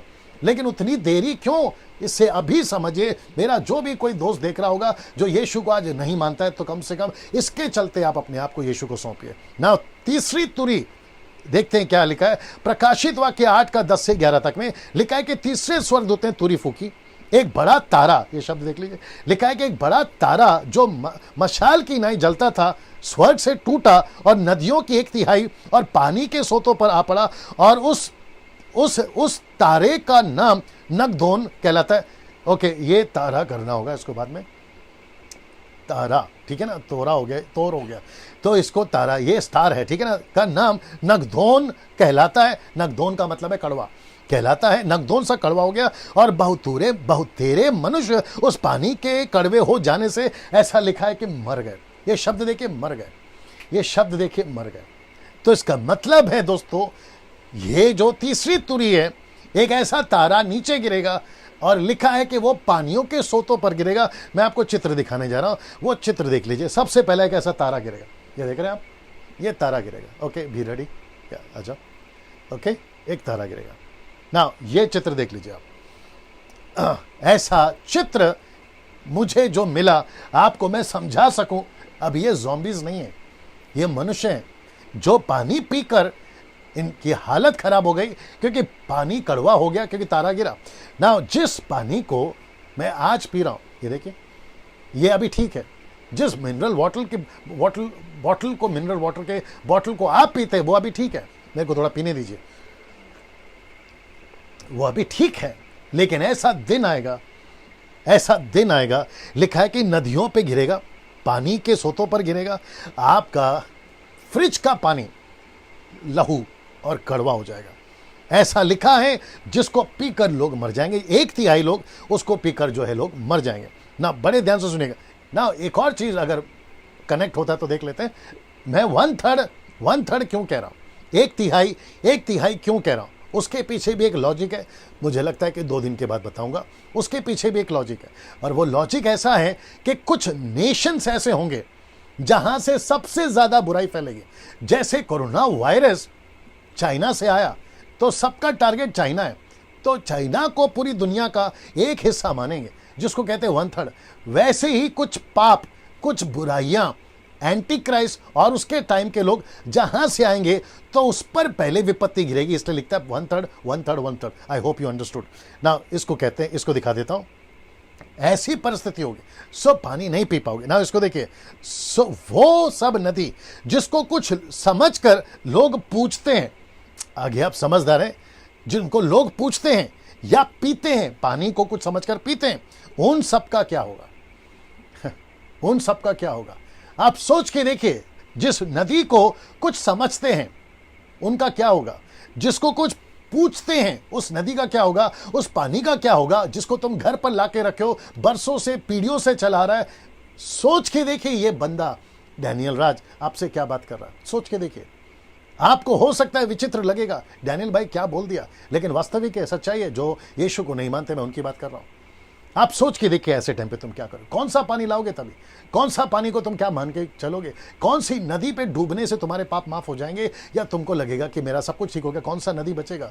एक ही व्यक्ति, एक ही केमिकल, एक ही लिक्विड आपके पाप को माफ करेगा। मैं केमिकल वर्ड यूज कर, आप लोग समझदार हैं। एक ही धातु आपके पाप को माफ करेगा, और वह है यीशु का लहू। The blood of Jesus will cleanse your sin. वही तुम्हारे पापों को माफ करेगा ना। इसको देखिए, चौथी तुरी पे मैं आ रहा हूं। लिखा है 8:12 में, चौथे स्वर्गदूत ने तुरी फूकी, और सूर्य की 1/3 और चांद की 1/3 और तारों की 1/3 पर आपत्ति विपत्ति आई, यहां तक कि उनका 1/3 अंग अंधेरा हो गया, और दिन की 1/3 में उजाला ना रहा, और वैसे ही रात में भी। मैं अभी आपको चित्र दिखाने जा रहा हूं, आप लोग देखना चाहोगे ये सभी घटना का। मैं जी ऑफ करो, ये एक हो गया जिस पे तुरी फूकी जाएगी, जिस पे तुरी फूकी जाएगी। एक है सूरज, एक है चांद। ऐसी परिस्थिति होगी, ऐसी परिस्थिति होगी दोस्तों। अब आप सोच के देखिए, जिसको लोग सुबह उठकर सूर्य प्रणाम करते हैं, जिसको कहते हैं कि हम सूर्य प्रणाम करेंगे। कुछ लोग सूरज को कुछ मानते हैं, चांद को कुछ मानते हैं। आगे आप समझदार हैं, तो उस दिन आपका सूरज और आपका चांद का परिस्थिति देख लीजिए आप। ना चांद पे रोशनी, ना सूरज पे रोशनी, पूरा काला हो जाएगा, पूरा अंधकार हो जाएगा। मैं वापस कहता हूं कि ऐसे दिन इस पृथ्वी पर आने पर हैं। कुछ लोग कहते हैं रहने दो रुको, कुछ लोग कहते हैं जब तक कोरोना वायरस नहीं फैला था, जब तक भारत ने लॉकडाउन नहीं देखा था, मुझे माफ करिए शब्द को मैं इस्तेमाल कर रहा हूं, सब मस्ती में थे। रात को पब चल रहे थे, रात को बियर बार चल रहे थे, डांस बार चल रहा था। लड़का लड़की 16-17 साल की उम्र की लड़का लड़कियां रात को दारू बियर के बोतल सड़कों पर, बैंगलोर हो, मुंबई हो, दिल्ली हो, कलकत्ता हो, पंजाब हो, गुजरात हो, अमेरिका हो, अफ्रीका हो, जापानीज कंट्री हो, रात भर जो नशा करते थे ना, अब ये लॉकडाउन और कोरोना वायरस ने उनकी कमर तोड़ दी है। जो बैंड स्टैंड पे, मरीन ड्राइव पे गर्लफ्रेंड बॉयफ्रेंड जो चिपक कर बैठते थे, अब उनको बोलो बैठने के लिए, अब सबके पास में सैनिटाइजर है, सबके मुंह पे कपड़ा है। अब आप उनको बताइए कि उनकी परिस्थिति क्या है। ऐसे दिन आज आए हैं, आपको एहसास हो रहा है। मुझे खुशी है कि मैं ऐसे टाइम पे ये टीचिंग दे रहा हूं ताकि आपको मैं कनेक्ट कर सकूं इन बातों से। उस बात की मुझे खुशी है कि मैं आपको कनेक्ट कर पा रहा हूं और आप बात को समझ पा रहे हैं। अगर यही टीचिंग में 1 महीना 2 महीना पहले या 1 साल पहले दिया होता तो शायद आप इतना कनेक्ट नहीं होते, आप ज्यादा कनेक्ट हो रहे हैं। तो ऐसे दिन आएंगे, ऐसे दिन आएंगे। आपका सूरज का क्या होगा, आपका चांद का क्या होगा, आप देख लीजिएगा ना। ज्योतिष रुको, ज्योतिष और वास्तुशास्त्र और साइंटिस्ट का क्या होगा, क्योंकि वो लॉजिक लगाते हैं ना। ज्योतिष किसको पढ़ेंगे, कौन से तारे को पढ़ेंगे, कौन से चांद को पढ़ेंगे और कौन से शनि देवता को पढ़ेंगे, आप ही बताइए। उनका क्या होगा, वास्तुशास्त्र का क्या होगा कि सूरज की रोशनी घर पर यहां पड़नी चाहिए, उनका तो पूरा का पूरा बेड़ा गर्क हो जाएगा। तो ऐसों को भी मैं कहना चाहता हूं कि सर ये बाइबल की बातें हैं, डैनियल राज की नहीं। आपको सावधान होना होगा और आपको समझना होगा कि आपकी दुनिया क्या होने वाली है ना। दोस्तों या सब ऑन कर लो। प्रकाशित वाक्य 8:13, जब मैंने फिर देखा तो आकाश के बीच में एक उकाब को उड़ते ऊंचे शब्द से ये कहते सुना कि उन 3 स्वर्गदूतों की तुरी के शब्दों को के कारण जिनका फूंकना अभी बाकी है, जिनका फूंकना अभी बाकी है, पृथ्वी के रहने वालों पर हाय हाय हाय। आपको याद होगा थोड़ी देर पहले मैंने कहा था, तो ऐसा क्या होगा जो पृथ्वी पे रहने वालों पर फूकेंगे तो उन पर ऐसी तबाही मचेगी, उन पर ऐसा तबाही मचेगा ना। बड़े ध्यान से सुनेगा, जो 4 तुरी अब तक आपने देखी वो सब नेचुरल था, यानी कि 1/3 क्या क्या नाश हुआ, क्या क्या नाश हुआ, पृथ्वी को नाश किया गया। लेकिन अब जो 3 है, यानी कि जो 3 विपत्ति पृथ्वी पर आना है, वो सब डिमोनिक होगा, शैतानी होगा और मनुष्यों को नाश करेगा। तो अभी तक किसको नाश किया, पेड़ को, पानी को, जहाज को, समंदर को, घास को, नेचुरल जो चीजें उसको नाश किया। लेकिन बाकी के 3 और जब जैसे ही खुलेंगे तो लिखा है कि मनुष्यों का नाश होना शुरू होगा। इसलिए वचन कहता है पृथ्वी के रहने वालों पर हाय हाय हाय, वो हाय हाय हाय। अब आप सोच के देखिए दोस्तों जी, अब आप सोच के देखिए, अगर ऐसा लिखा है कि पृथ्वी पे रहने वालों पर हाय हाय, तो आप अंदाजा लगाइए कि ऊपर बैठा परमेश्वर अगर पृथ्वी के रहने वालों पर। अच्छी बात क्या है पता है इसमें, जो मुझे अभी लीड हो रहा है इसमें, अच्छी बात यह है कि आप नहीं है इसमें, अगर आप रैप्चर में उठाए जाते हैं। अच्छी बात क्या है पता है इसमें, यहां कलीसिया नहीं है, वो कलीसिया जिसने यीशु के महान आज्ञा को पूरा किया, वो कलीसिया जिसने यीशु के लिए चेले बनाए, वो कलीसिया जिसने कलीसियाओं की स्थापना करी, वो कलीसिया जो यीशु के लिए मिशनरीज को भेजती है। कितना, my goodness get ready now, कितना पैसा चर्च में आता है, आपके चर्च में आता है। मैं बड़े बड़े मेगा चर्च की बात कर रहा हूं, पंजाब, साउथ, बेंगलोर, गुजरात, महाराष्ट्र। सोच के देखिए कितना पैसा आता है, उस पैसे का शॉपिंग मॉल बनता है। आप BMW में घूमते हैं, आप लग्जरी गाड़ी में घूमते हैं, सेवकों की बात कर रहा हूं। गुस्सा तो आएगा ही आपको, अभी हरकतें ऐसी है तो गुस्सा तो आएगा ना जब मैं बात करूंगा। अगर सुधरना है तो सुधरोगे, नहीं सुधरना है तो गुस्सा करोगे, और जिसको गुस्सा आ रहा है वो गिनती में आएगा, जो सुधरना नहीं चाहता। ये आपके ऊपर रखता हूं मैं। सोच के देखिए कितना पैसा आ रहा है, तो मिशनरीज को क्यों नहीं बेचते। कितना गांव अभी भी ऐसा है जहां यीशु के वचन से लोग अछूते हैं, वहां क्यों नहीं बेचते। लाखों रुपए आपके पास आते हैं, करोड़ों रुपए आपके पास में आते हैं, आप कई पैसे सोशल मीडिया पे डालते हो, टीवी पे आने के लिए डालते हो, खुद को प्रमोट करने के लिए डालते हो, ना जाने कहां कहां क्या क्या करते हो, और ऊपर से कई पैसे मांगते हो। आजकल तो ऑनलाइन भी ऐसे मांगे जा रहे हैं कि कुछ भी करो लेकिन ताइब तो देना ही कंपलसरी है। मैं उसके ऊपर भी बात कर चुका हूं, आप लोग इस बात को जानते हैं मैं किस तरह का प्रचारक हूं। लेकिन मिशनरी क्यों नहीं भेजते, सो अच्छी बात यह है कि ऐसे लोग जो बोझ से थे, प्रभु के लिए कार्य कर रहे थे, वो पृथ्वी पर नहीं रहेंगे उन दिनों में, वो सब उठा लिए जाएंगे। लेकिन हाय हाय उन पर, ये देख लीजिए, उन पृथ्वी पे रहने वालों पर, उसमें विश्वासी भी हैं, उसमें सेवक भी हैं, उसमें बाइबल टीचर भी हैं, वर्शिपर्स भी हैं, म्यूजिशियंस भी हैं, जो यीशु के मैंडेट को लेकर पूरा नहीं चले। ये एक वार्निंग के रूप में आपको बता रहा हूं, बड़े ध्यान से समझना ना इसको। देखिए मैं अभी थोड़ी देर में समाप्त करूंगा ना। ये सारी चीजें मैं अभी आप तक बता चुका हूं कि अभी तक जो घटा है, 4 तुरी जो फूका गया है, उसने नेचर को डिस्ट्रॉय किया। नेचर यानी कि जो हर एक पेड़ पौधे, नेचर को लॉस किया है या नुकसान पहुंचाया। लेकिन जो बाकी के 3 विपत्ति, यानी कि 3 ट्रम्पेट जब ब्लो होगा तो लिखा मनुष्य को नाश करेगा ना। इसको देखिए, इसके पहले कि हम 5वीं तुरी को देखें, आपको एक बात जानना बहुत जरूरी है। मैं उतना बताकर आगे बढ़ूंगा, यानी कि 9वें अध्याय पे मैं कल आऊंगा। 5वीं तुरी को देखें, आप एक बात को जानना जरूरी है। इसके पहले कि 5वीं तुरी क्या होगी वो बताने से पहले बड़े ध्यान से शब्द को पढ़िए। लिखा है कि 2 तरह के दुष्टात्मा है। कितने? 2 तरह के। मैं वापस कहता हूं कि आज 7वां अध्याय कंप्लीट हुआ है, 8वां अध्याय कंप्लीट हुआ है, कल 9वां अध्याय कंप्लीट करूंगा। और आप कितने लोग देख रहे हैं अभी? ओके, वो सभी 1300 लोग अभी जो मुझे देख रहे हैं, कल आपको 9वां अध्याय पढ़कर आना है। 9वां अध्याय और 10वां अध्याय कल देखते क्या होगा। 9 और 10 कंप्लीट करने की कोशिश करूंगा, या 12 तक भी जा सकता हूं, डिपेंड्स, ठीक है ना। पढ़कर आइएगा और साथ ही साथ बिल्कुल टाइम से कनेक्ट हो जाइए। 8 बजे स्टार्ट होता है, 8 बजे आप लोग कनेक्ट हो जाया करो, ठीक 8 बजे, ठीक है ना। अभी 15 मिनट मुझे दीजिए, मैं इसको बताकर समाप्त कर रहा हूं। बड़े ध्यान से सुनिएगा और शेयर करना शुरू करिए। आप जैसे इसको प्रमोट कर सकते करिए, क्योंकि ऐसी शिक्षाएं, और याद रखो डैनियल राज पैसे कमाने के लिए, नाम कमाने के लिए ये सब नहीं कर रहा है, परमेश्वर ने मुझे ऑलरेडी दिया हुआ है। बड़े ध्यान सुनिएगा। 2 तरह के दुष्ट आत्मा है। लाइट आई थिंक बंद करना होगा ना, देख लीजिए जी। 2 तरह के दुष्ट आत्मा है जी, बंद करिए जी। ये है एक। अब ये चित्र मुझे मिला है, मैं क्या करूं, ये चित्र मुझे मिला है इसलिए मुझे रखना पड़ रहा है। दूसरा ये, अब आप लोग सोच रहे होंगे पास्टर डैनियल 2 तरह के दुष्टात्मा से आपका क्या मतलब है। अब इसको पढ़ो। लिखा है एक जो खुली हुई है या खुले स्वर्ग दुष्टात्माएं, जो फॉलन एंजल यानी कि पतन किए हुए स्वर्गदूत जो दुष्टात्मा बन गए।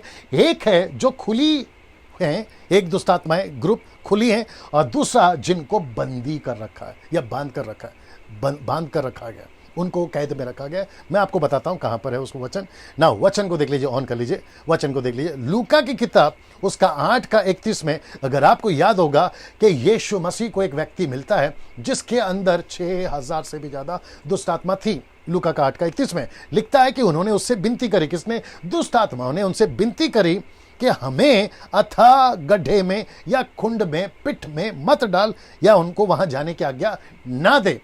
तो ये वचन साबित करता है, बड़े ध्यान से सुनना, ये वचन साबित करता है कि कुछ ऐसी दुष्टात्माएं कुंड में हैं, ऐसी दुष्टात्माएं कुंड में हैं, ऐसी दुष्टात्माएं कुंड में हैं। तो इसका मतलब है जी, सब ठीक है, इसका मतलब है, और यूदा की किताब 1:6 आपको याद होगा, जो अपने स्थान को छोड़ दिए और वो बंदी बनाकर रखें, ये आपको बताता ना।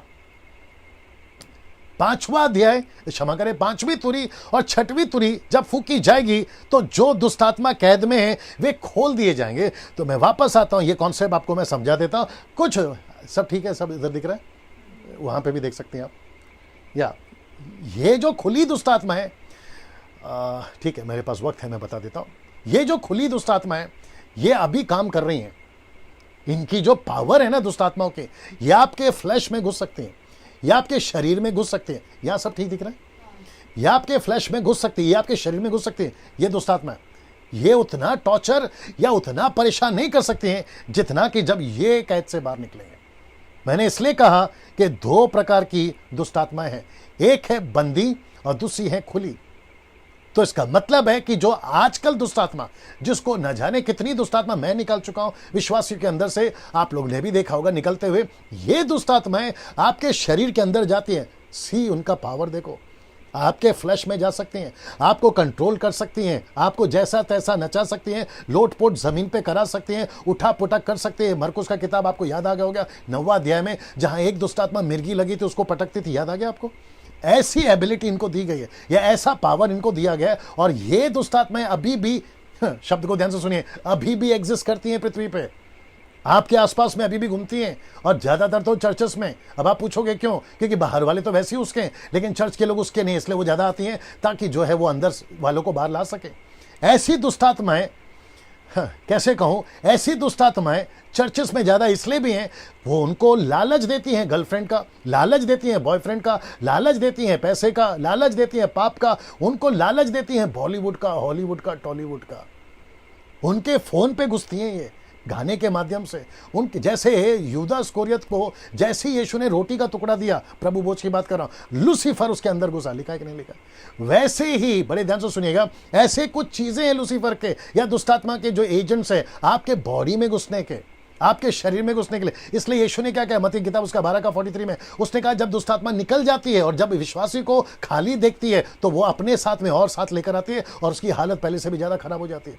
तो ऐसी दुष्टात्माएं तो हैं ही, इसका जो तांडव है, इसका जो क्या कहते हैं ना, जो कार्य है वो हम देख चुके हैं। लेकिन जब ये छूटेंगे, ये जब पिट से बाहर निकलेंगे, ये जब अथाह कुंड से बाहर निकलेंगे, जिसका जिक्र मैं यहां पर कर चुका हूं, जब ये इसमें से बाहर निकलेंगे मेरे दोस्तों, तब सोचो कि पृथ्वी की हालत क्या होगी, पृथ्वी की हालत क्या होगी, पृथ्वी की हालत क्या, जब ये छूटेंगे तो पृथ्वी की हालत क्या होगी ना। इसलिए प्रकाशित वाक्य 8:13 में लिखा है, पृथ्वी के रहने वालों पर हाय हाय हाय ना। इसके बाद यानी कि ये मैं कल बात करूंगा, मैं वापस इस पे आ रहा हूं। सोच के देखिए पृथ्वी पे रहने वालों की हालत क्या होगी। कैसा लग रहा है आपको सुनते वक्त में? मैं वापस आता हूं, पूछूंगा आपसे कैसा लग रहा है आपको, सोच के देखिए आप, कैसा लग रहा है आपको ये सारी चीजें। क्या ऐसा कोई अभी बंदा है? क्या अभी भी 13 लोग देख रहे हैं, 1300 लोग देख रहे हैं? क्या ऐसा कोई बंदा है अभी जो मुझे सुन रहा है और आपको एहसास हो रहा है कि यस पास्टर डैनियल, आपके कम से कम 1 घंटा 20-30 मिनट जो भी मैं बात कर रहा हूं, मुझे एहसास हो रहा है मैं कहां हूं, मेरी परिस्थिति कहां है, मेरा रिश्ता प्रभु के साथ में कैसा है, मैं कैसा जीवन जी रहा हूं, मेरा जीवन का आचरण कैसा है, मेरी मेरी मेरी लाइफस्टाइल कैसी है, मैं प्रभु में कितना हूं, संसार में कितना हूं। यह आपको इस वक्त में प्रभु बात कर रहा होगा। अगर ऐसा कोई बंदा है, अभी तौबा करो, अभी रिपेंट करो। आप जिस किसी भी नेशंस या जिस किसी भी कंट्री से देख रहे होंगे, आप जो भी हैं, मुझे उससे कोई फर्क नहीं पड़ता। इसी वक्त आपको प्रभु अगर कहता है कि तुम तौबा करो, माफी मांगो। सेवक, पास्टर्स, ऐसा नहीं सोचना। कुछ पास्टर्स लोगों का अलग कॉन्सेप्ट है, मैं उनकी बात नहीं कर रहा हूं, लेकिन कुछ अच्छे लोग भी हैं। अगर आपको प्रभु इस वक्त में यहां तोड़ रहा है और आपको कह रहा है कि यस, ये डैनियल राज जो बोल रहा है ये मेरे भलाई के लिए बोल रहा है, तो तौबा करिए। आप नशे में हैं सर, अभी आप दारू पीते हैं, आप शायद सिगरेट पीते हैं, आप शायद पैसे के लालच में हैं, आप शायद व्यभिचार में हैं, और आपको तौबा करना चाहिए, आपको माफी मांगनी चाहिए, आपको लौट कर आना चाहिए। आप चर्च के पैसे का गलत इस्तेमाल कर रहे हैं, नहीं तो छूट जाओगे। अगर इसमें छूट गए ना रैप्चर में, ये व्यक्ति आपको नहीं छोड़ेगा सर, ये व्यक्ति आपको नहीं छोड़ेगा, एंटी क्राइस्ट नहीं छोड़ेगा। उस वक्त पृथ्वी पे आप कल्पना नहीं कर सकते। मैं वापस दिखा दूं आपको, ये वाला हाल देखो, ऐसा लिखा है हाय हाय हाय।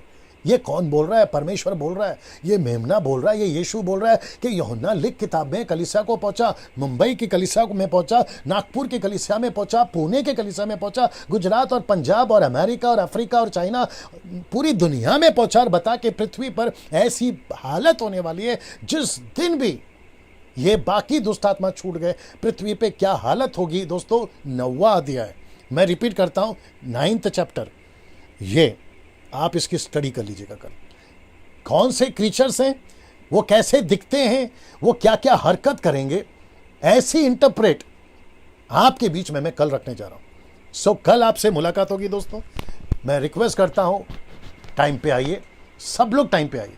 और आपके लिए खुशी की बात बोल सकते हैं इसको, मैं 2 दिन और बढ़ा दिया। सो इसका मतलब है कि जो स्टडी 7 दिन की थी, अब वो 9 दिन की हो गई।